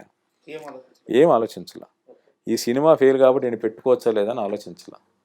ఆయన ఒక డైరెక్టర్, నన్ను టీం మెంబర్గా యాక్సెప్ట్ చేశారు, హరిశంకర్ గారు యాక్సెప్ట్ చేశారు, దిల్ రాజు గారు యాక్సెప్ట్ చేశారు. అందులో ఆయనకి ఏం అభ్యంతరం లేదు. ఇంకా చెప్పాలి అంటే ఆయనతో కూర్చుని మాట్లాడుతున్నప్పుడు రూమ్లో ఎవరైనా సిగరెట్ వెలిగిస్తే ఎన్టీఆర్ గారు ప్రసాద్ గారు మీకేమైనా ఇబ్బందా అని బయటకు వెళ్ళిపోయి సిగరెట్ కాల్చుకోమనండి. నా హెల్త్ పాయింట్ ఆఫ్ వ్యూలో మాట్లాడేవాళ్ళని. ఆయన ఎప్పుడైనా సరే నాతో చాలా ఆధారపూర్వంగా మాట్లాడతాడు. సో ఆయనకి నేను చేసిన సినిమాలు డిజాస్టర్స్, వీడిని దూరం నెట్టేయాలన్న ఫీలింగ్లో ఆయన ఎప్పుడూ లేరు. ఎన్టీఆర్ గారు లేరు, అలాగే అల్లు అర్జున్ గారు లేరు. సార్ మళ్ళీ కన్నప్ప విషయానికి వస్తే, మంచు విష్ణు గారిని అందరూ మంచి బిజినెస్ మ్యాన్ అంటారు. అయితే ఇప్పుడు ఆయన సినిమాలకు ఉన్న మార్కెట్ ప్రకారం చూసుకుంటే కన్నప్ప అనేది చాలా రిస్క్ చేయడం అని అనుకోవచ్చు అనమాట. సో ఆ సినిమాకి అవుతున్న బడ్జెట్ ఏంది, ఆ సినిమా ఎంత డెలివరీ చేయబోతుంది, ఈ క్యాలిక్యులేషన్ అంటే మీరు రైటర్ కావచ్చు కానీ వాళ్ళతో ట్రావెల్ అయి ఉంటారు కాబట్టి మార్కెట్ పరంగా ఎంత రిస్క్ చేస్తున్నారు విష్ణు గారు? అంటే మంచి బిజినెస్ మ్యాన్ అంటే చాలా బిజినెస్ ఫ్యామిలీ చేసిన వాళ్ళు రకరకాల బిజినెస్లు నడుపుతూ ఉంటారు. ఒక తండ్రి స్థాపించిన ఒక సంస్థని నెక్స్ట్ లెవెల్ తీసుకెళ్ళడం విష్ణు గారు చేశారు. అంటే మోహన్ బాబు గారు ఆయన మహానటుడైనప్పటికీ ఆయనకి విద్యారంగం మీద చాలా మక్కువ. వాళ్ళ నాన్నగారు టీచర్ కావడం, ఈయన కెరీర్ వింగ్లో డ్రిల్ మాస్టర్ కావడం. ఎవరైనా సంపాదించిన డబ్బులు రియల్ ఎస్టేట్లో పెడతారు. మోహన్ బాబు గారు తన సంపాదించిన డబ్బులని సినిమా నిర్మాణానికి పెట్టారు. శ్రీలక్ష్మి ప్రసన్న పిక్చర్స్ బ్యానర్ పెట్టి ఎన్నెన్నో సినిమాలు తీశారు. బ్లాక్ బస్టర్స్ ఉన్నాయి, ఇండస్ట్రీ రికార్డ్స్ ఉన్నాయి, కొన్ని డిసప్పాయింట్మెంట్స్ ఉన్నాయి. అయినప్పటికీ ఆయన తన ప్రయాణాన్ని ఆపలేదు. మరోవైపు శ్రీ విద్యానికేతన్ అనే ఒక స్కూల్ని స్థాపించారు. అది ఈరోజు మోహన్ బాబు యూనివర్సిటీగా అంత స్థాయికి ఎదగడానికి కారణం మోహన్ బాబు గారు, విష్ణు గారు. దాన్ని ఇంటర్నేషనల్గా ఉన్న రకరకాల యూనివర్సిటీలకి టైఅప్ చేసి అలా క్యాంపస్ సెలక్షన్లో వచ్చేలా చేసి ఈ టీచింగ్ వాటన్నిటిలో కూడా ఆయన తన ఇన్వాల్వ్మెంట్తో ఈ సంస్థని ఈ స్థాయికి తీసుకొచ్చారు. ఇది ఒకటే కాదు, ఆయన రకరకాల వ్యాపారాలు ఉన్నాయి. అదే ఆయన వ్యాపార దక్షత. సో ప్రతి బిజినెస్ మ్యాను ఈ రూపాయి పెడితే మనకి ఎంత రిటర్న్ వస్తుంది, ఎప్పుడు వస్తుందో ఆలోచించే అడుగులు వేస్తాడు. కానీ విష్ణు గారిలో ఆయనలో ఎంత వ్యాపారవేత్త ఉన్నాడో అంతకు మించిన ఒక ప్యాషనేట్ పర్సన్ ఉన్నాడు. ఆ ప్యాషన్ నటన మీదే కాదు, మన కల్చర్ మీద, మన కథల మీద, మన చరిత్ర మీద ఆయనకున్న ఇష్టం అది. సో కన్నప్ప కథ అనేది మీరన్నట్టు మార్కెట్ లెక్కలు వేసుకుంటే విష్ణు గారికి ఒక 30 ఉండొచ్చు బిజినెస్, ఒక 50 ఉండొచ్చు, లేదా 100 కావచ్చు. కానీ ఆయన బిజినెస్ లెక్కలేదు. ఈ సినిమాని ఈ జనరేషన్ ఆడియన్స్కి చెప్పడానికి కేవలం తెలుగు కాదు, ప్రపంచవ్యాప్తంగా ఉన్న ప్రతి ఒక్కరికి కథ తెలియజేయాలి, శ్రీకాళహస్తి చరిత్ర తెలియాలి, కన్నప్ప కథ తెలియాలి అని సంకల్పం తీసిన సినిమా. అందువల్ల బడ్జెట్ లెక్కలు వేసుకోవాలి. ఈరోజు మార్కెట్ ప్రకారం అది బడ్జెట్ ఎక్కువ లేక ఆయన అనే లెక్కల పక్కన పెడితే సినిమా వచ్చిన తీరు కావచ్చు, ప్రస్తుతానికి సినిమా మీద క్రియేట్ అయిన బజ్ కావచ్చు, ఈ ఫిగర్స్ నథింగ్. డెఫినెట్గా చాలా రిలీజ్ అయిన 1-2 రోజుల్లోనే ఈ పెట్టిన పెట్టుబడి ఏది ఉందో ఆ రికార్డ్స్ క్రాస్ చేస్తుంది అనేసి బాగా నమ్మకంతో ఉన్నారు. మీరు చూసారు సార్ సినిమా? సినిమా నేను చూశాను. అంటే సినిమాని విష్ణు గారు ముందు చూపించారు, అంటే కథ మొదలుపెట్టినప్పుడు. ఆ తర్వాత మేము స్క్రిప్ట్ దశలో అవన్నీ చూసిన తర్వాత ఫస్ట్ న్యూజిలాండ్ చేసినట్టు ఒక రషెస్ చూపించారు మోహన్ బాబు గారు. రషెస్ ఇంకా అన్ఎడిటెడ్, డబ్బింగ్ జరగలా, యాజ్ ఇట్ ఈజ్ తీసిన రషెస్ చూపించారు. చూపిస్తే ఆయన మోహన్ బాబు గారు నాతో పాటు మిగిలిన రైటింగ్ టీం, నేను ఒక వెంటనే ఈ సినిమాకి ఒక ఫిగర్ క్రాస్ చేస్తాను సార్ అన్న. మిగిలిన వాళ్ళందరూ ఆశ్చర్యపోయి నువ్వు ఫిగర్స్ నెంబర్స్ చెప్తున్నావు ఏంటని. నాకు ఆ సినిమా అలా అనిపిస్తుంది. అంటే మోహన్ బాబు గారు ఏమి అనడం ఓం సాయిరామ్ అనుకున్నారు ఆయన అంతే. ఈ తర్వాత సినిమాకి నేను స్క్రిప్ట్ రీసెర్చ్ కావచ్చు, స్టోరీ డెవలప్మెంట్ కావచ్చు, డైలాగ్స్లో కావచ్చు నా కంట్రిబ్యూషన్ ఉంది. దాంతోపాటు ఈ సినిమా తెలుగు వర్షన్ కంప్లీట్గా డబ్బింగ్ నేను దగ్గరుండి చెప్పించాను, డైరెక్షన్ డిపార్ట్మెంట్ ఉన్నప్పటికీ. అందువల్ల డబ్బింగ్ దశలో ప్రతి సీను ప్రతి ఫ్రేమ్ ఎన్నెన్నోసార్లు చూశాను నేను. ఆ తర్వాత ఒక 7-8 సార్లు పైన ఈ సినిమా నేను చూశాను రకరకాల దశలో. తెలుగుతో పాటు తమిళం, మలయాళం, కన్నడ, హిందీ ఈ వెర్షన్స్ అన్నీ కూడా నేను చూశాను. చూసిన ప్రతిసారి క్లైమాక్స్ అనేది నా కళ్ళమ్మడ నీళ్ళు ఆటోమేటిక్గా వచ్చేసాయి. అంత గొప్పగా విష్ణు గారు నటించారు. ఇది ఆయనకు కన్నప్ప క్యారెక్టర్కి ఆయన పెడుతున్న బెంచ్ మార్క్. ఇది నేను రికార్డ్ ఇది చేశాను, నెక్స్ట్ మీరు ఏం చేస్తారని ఒక ఛాలెంజ్ విసురుతారు ఈ సినిమాతో. సో సినిమా అంత బాగా వచ్చింది, అంత బాగా విష్ణు గారు చేశారు. సో డెఫినెట్గా ఆయన పెట్టిన పెట్టుబడికి 10 ఈ సినిమా తిరిగి కలెక్ట్ చేస్తుందని అందరి నమ్మకం. కన్నప్పలో అందరూ ఈగర్గా వెయిట్ చేస్తుంది ప్రభాస్ గారు, విష్ణు గారు వీళ్ళతో పాటు మోహన్ బాబు గారి రోల్ ఎలా ఉండబోతుంది అని చెప్పేసి. అంటే కరెక్ట్గా వాడుకుంటే ఇండియాలో టాప్ 5లో కానీ టాప్ 4లో ఉన్నా కానీ టాప్ యాక్టర్ ఆయన కరెక్ట్గా వాడుకుంటే. అలాంటి ఆయన్ని ఎందుకో ఇండస్ట్రీ సరిగ్గా వాడుకోలేకపోయింది, అది ఓపెన్ ట్రూత్, అందరికీ తెలుసు అది. బట్ ఈ సినిమాలో ఆయన క్యారెక్టర్ ఎలా ఉంటుంది, ఎందుకంటే ఇంత స్పాన్లో తీస్తున్న సినిమాలో ఆయన క్యారెక్టర్ పక్కాగా హైలైట్ అవుతుంది. సో ఆయన ఎలా చేశారు ఈ సినిమా? అంటే ఇది నటుడుగా ఆయనకి 50వ సంవత్సరం మోహన్ బాబు గారికి. 1975 నవంబర్ 22న ఆయన మొదటి సినిమా రిలీజ్ అయింది, స్వర్గం నరకం, హీరోగా. సో ఇది 2025లో ఈ సినిమా ఏప్రిల్ 25న విడుదలవుతుంది. సో ఆయన స్వర్ణోత్సవ కానుకనండి ఈ సినిమా. ఆయన ఈ సినిమాలో మహాదేవ శాస్త్రి అనే పాత్ర చేశారు. సో ఆ పాత్రలో మోహన్ బాబు గారు తప్పితే ఇంకోటి ఎవరు చేయలేరు. అంటే ఒకటి, ఆ పాత్రకు ఒక గాంభీర్యం ఉంటుంది, చిన్న అహంభావం ఉంటుంది, అహం బ్రహ్మోస్మి అన్న ఒక భావంతో ఉంటుంది ఆ పాత్ర. అటువంటి పాత్ర మోహన్ బాబు గారు తప్పితే ఇంకెవరు చేయలేరు. తర్వాత ఆయన మాట్లాడే మాటలు, ఈరోజు ఒక తెలుగు మాట్లాడడం అనేది చాలామందికి కష్టమైపోతుంది. అంటే తప్పు కాదు, వాళ్ళెవరూ కూడా తెలుగు వాళ్ళు అయినప్పటికీ తెలుగు భాష నేర్చుకోవట్లే, తెలుగు భాష ప్రాక్టీస్ చేయట్లేదు. కానీ మోహన్ బాబు గారి సినిమాలో చెప్పిన డైలాగ్స్ డెఫినెట్గా అసలు నెక్స్ట్ లెవెల్లో ఉంటాయి. Super sir. సార్ కాస్త రైటర్స్ విషయానికి వస్తే, ఇప్పుడు ఇండస్ట్రీలో రైటర్స్ నీడ్ చాలా ఉంది సార్. రైటర్స్ తగ్గిపోతున్నారు, రైటర్స్ అందరూ డైరెక్టర్స్ అవుతున్నారు. ఆ నీడ్ అయితే, ఆ వ్యాక్యూమ్ అయితే అలాగే ఉంది. కానీ మరోవైపు పనిచేస్తున్న రైటర్లకి స్టార్డమ్ రావట్లేదు, వాళ్ళు సాటిస్ఫై అయ్యే రెమ్యునరేషన్ రావట్లేదు. ఇది ఎలా సమన్వయం చేయాలంటారు? అంటే మీరు అన్నారు రైటర్స్ లేరు, రైటర్స్ ఉన్నారు, రైటర్స్ని వాడుకోవట్లా. రైటర్స్ లేకపోవడం కాదు, సినిమా ఇండస్ట్రీలో ఉన్నారు, బయట ప్రపంచంలో ఉన్నారు. కథలు నవలు రాసేవాళ్ళు ఉన్నారు, నాటకాలు రాసేవాళ్ళు ఉన్నారు, లైక్ ఇంకో రకరకాలుగా రాస్తున్న వాళ్ళు ఉన్నారు. వాళ్ళ టాలెంట్ స్పార్క్ గుర్తించి ఎంకరేజ్ చేసేవాళ్ళు తగ్గిపోతూ ఉన్నారు. ఇది ఒక పాయింట్. తర్వాత ఏంటి అంటే రైటర్స్ తగినంత క్రెడిట్స్, తగినంత రెమ్యునరేషన్స్ ఇవ్వకపోవడం వల్ల రైటింగ్ ప్రొఫెషన్ మీద ఎక్కువ కాలం ఎవరు ఉండట్లా. సార్ 1-2 సినిమాలకు పనిచేసి దాని మీద వచ్చిన పేరుతో డైరెక్టర్ అయిపోదామని ఆలోచిస్తున్నారు తప్పితే ఎవరు రైటర్గా కంటిన్యూ అవ్వాలని ఎవరు చూడడం లేదు. అది మేజర్ ప్రాబ్లం. రైటర్స్లోనే ఇంకో సమస్య ఉంటుంది సార్. ఇప్పుడు మనకి ఏంటంటే ఇండస్ట్రీలో ఒక టెంప్లెట్ ఉంటుంది. ఆ టెంప్లెట్లో కథ నిరికించాలని చెప్పి చాలామంది ట్రై చేస్తుంటారు. లేదా అంతకు ముందు వచ్చిన సక్సెస్ రిపీట్ చేసి అదే స్టోరీను అలాంటి ఒక టెంప్లెట్ను రిపీట్ చేసి సక్సెస్ కొట్టడానికి ట్రై చేస్తూ ఉంటారు. ఈ క్రమంలో రైటర్స్ వచ్చిన తర్వాత రాగ పంచులు రాయి, కోనా వెంకట్లాగా కామెడీ రాయి, ఇలా కంపారిజన్స్ వస్తూ ఉంటాయి. అంటే ఒక్కో రైటర్కి ఒక్కో యూనిక్ స్టైల్ ఉంటుంది. దాన్ని కాకుండా అలా కావాలి ఇలా కావాలని అడిగినప్పుడు ఆ రైటర్స్ మీద ప్రెజర్ పడుతుంది. ఇలాంటి ఎక్స్పీరియన్స్ ఎప్పుడైనా ఫేస్ చేశారా? నేను ఎప్పుడు అలా ఫేస్ చేయలే. ఎందుకంటే నేను ఫలానా వాళ్ళు ఇప్పుడు త్రివిక్రమ్ గారిలా రాయాలంటే త్రివిక్రమ్ గారిని అడుగుతారు, కోన వెంకటంలో కోన వెంకట గారిని అడుగుతారు, నన్ను ఎందుకు అడుగుతారు? అంటే నాకైతే సెపరేట్ మార్క్ ఉందని కాదు, బట్ నా నుంచి ఇంకోటి ఏదో నేను రాయగలను, చేయగలను అని పిలుస్తారు. డిస్కషన్స్ కావచ్చు, రైటింగ్ కావచ్చు. సో నేను అది ఇవ్వగలగాలి తప్పితే అంటే ఒక కంపారిజన్ ఉంటుంది. ఏంటి వాళ్ళంత బెస్ట్గా ఒక డైలాగ్ రాశారు, ఒక ఫిలాసఫీ అంత క్లుప్తంగా చెప్పారు, ఒక మంచి జోక్ వేశారు, అలా మనం ఏం చేయగలం ఆలోచించడం తప్పితే ఆ రకమైన కాంపిటీషన్ తప్పితే వాళ్ళని ఇమిటేట్ చేయడం అనేది ఎప్పుడు ఉండదు. అంటే ఈ మధ్య వచ్చి చాలా సినిమాలు చూసుకున్నట్టయితే ఇంతకు ముందు సినిమాల్లో లేనిది ఏంటంటే ఒక క్యారెక్టరైజేషను, ఉదాహరణకి ఫస్ట్ హాఫ్లో క్యారెక్టరైజేషను, దానికి తగ్గట్టు ఒక పాట, ఒక కామెడీ ట్రాక్, ఇలా అంతా పెట్టుకొని సెకండ్ హాఫ్కి వచ్చేలేకే ఒరిజినల్ పాయింట్ మీదకి వెళ్తున్నారు, కథలో మెయిన్ పాయింట్ మీదకి వెళ్తున్నారు. ఇది వరకు సినిమా అంతా కథ ఉండేది, ఇప్పుడైతే ఈ ఫెసిలిటీ వచ్చింది. బట్ సమస్య ఏమవుతుందంటే ఎక్కడైతే కథ చెప్పాలో అక్కడ సినిమాలు పోతున్నాయి. మీరు పనిచేసిన హరీష్ శంకర్ గారు కూడా అదే తప్పు చేశారు. మన రీసెంట్ మూవీ ఫస్ట్ హాఫ్ అంతా చాలా నీట్గా తీశారు, రవితేజ గారి సినిమా మొన్న వచ్చారు. ఎక్కడైతే కథ చెప్పాలో సెకండ్ హాఫ్లో అక్కడ తేలిపోయారు. రీసెంట్గా వచ్చిన విశ్వక్సేన్ గారి సినిమాలు కూడా అదే సమస్య. కథ చెప్పాల్సిన దగ్గర తేలిపోతున్నారు దర్శకులు, మిగతా అంతా బాగా తీస్తున్నారు. దీన్ని ఎలా చూస్తారు మీరు? అంటే ఆడియన్స్కి టెంప్లెట్ స్టోరీ టెల్లింగ్ అని నచ్చట్లా.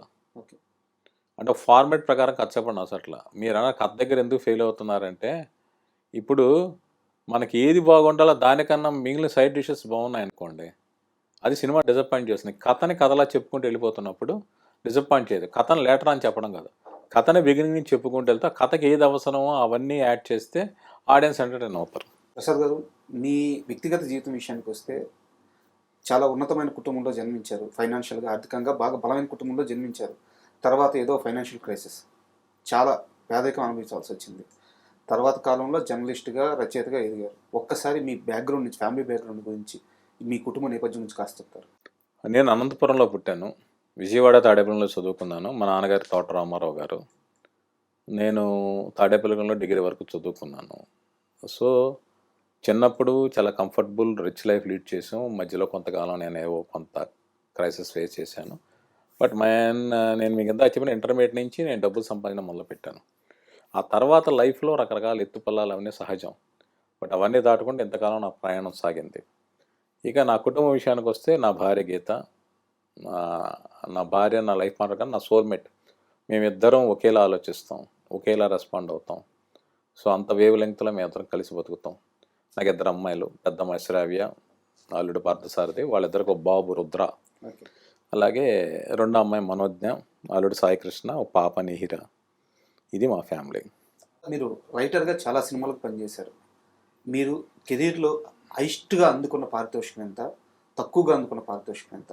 అంటే ఈ క్వశ్చన్ ఎందుకు అడుగుతున్నానంటే మీరు 2010 కెరీర్ పీక్స్లో ఉన్న తర్వాతే మీ హెల్త్ ప్రాబ్లం వచ్చింది. అలాంటి సమయంలో మీ హెల్త్ ప్రాబ్లం మీరు ఫైనాన్షియల్గా బేర్ చేయలేని సిచ్యువేషన్ అంటే ఒక రైటర్కి ఎంత మినిమం అమౌంట్ ఇస్తున్నారో తెలుసుకోవాలి.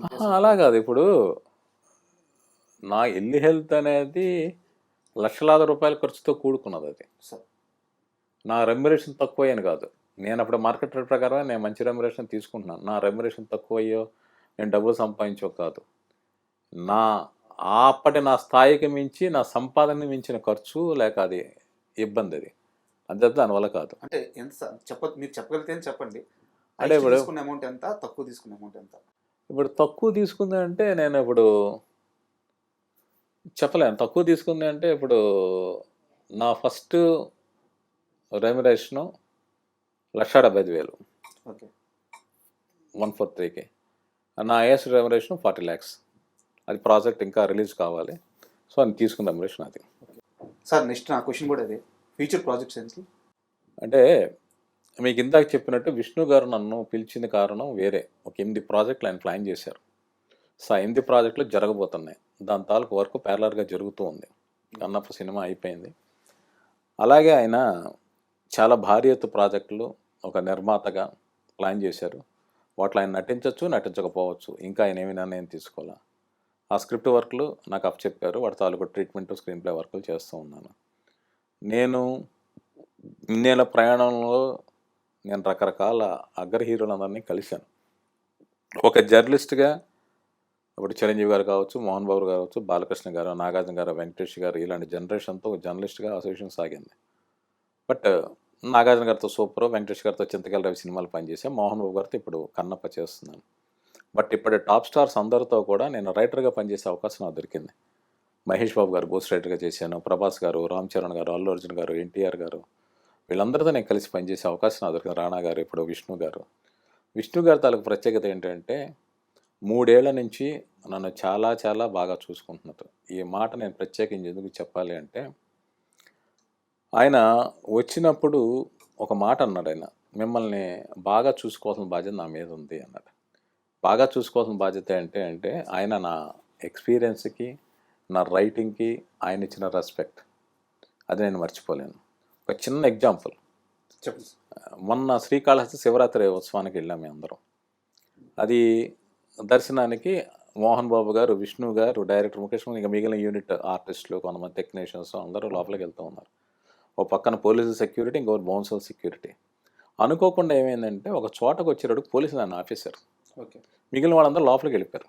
విష్ణు గారు లోపలికి వెళ్ళి తోటప్రసాద్ గారు ఎక్కడ అని అవును అడిగాను. నేను వెనక పడిపోయాను తెలిసి, నన్ను ఆపేసాను తెలిసి ఆయన మళ్ళీ క్యూలోంచి వెనక్కి వచ్చి నన్ను ఆపిన చోట అక్కడ ఉన్న వాళ్ళకి చెప్పి, ఆ స్టాఫ్కి చెప్పి నన్ను మళ్ళీ లోపలికి తీసుకెళ్ళారు ఆయన. ఒక చిన్న విషయంలో కూడా నా పట్లే కదా, ఆయన ఎవరి పట్ల తీసుకునే కేర్ అంతా. తర్వాత ఏంటి అంటే ఆయన అన్నట్టు ఏంటి అంటే, ఇక నేను వేరే విషయాలు ఆలోచించాల్సిన టెన్షన్ నాకు ఉండదు.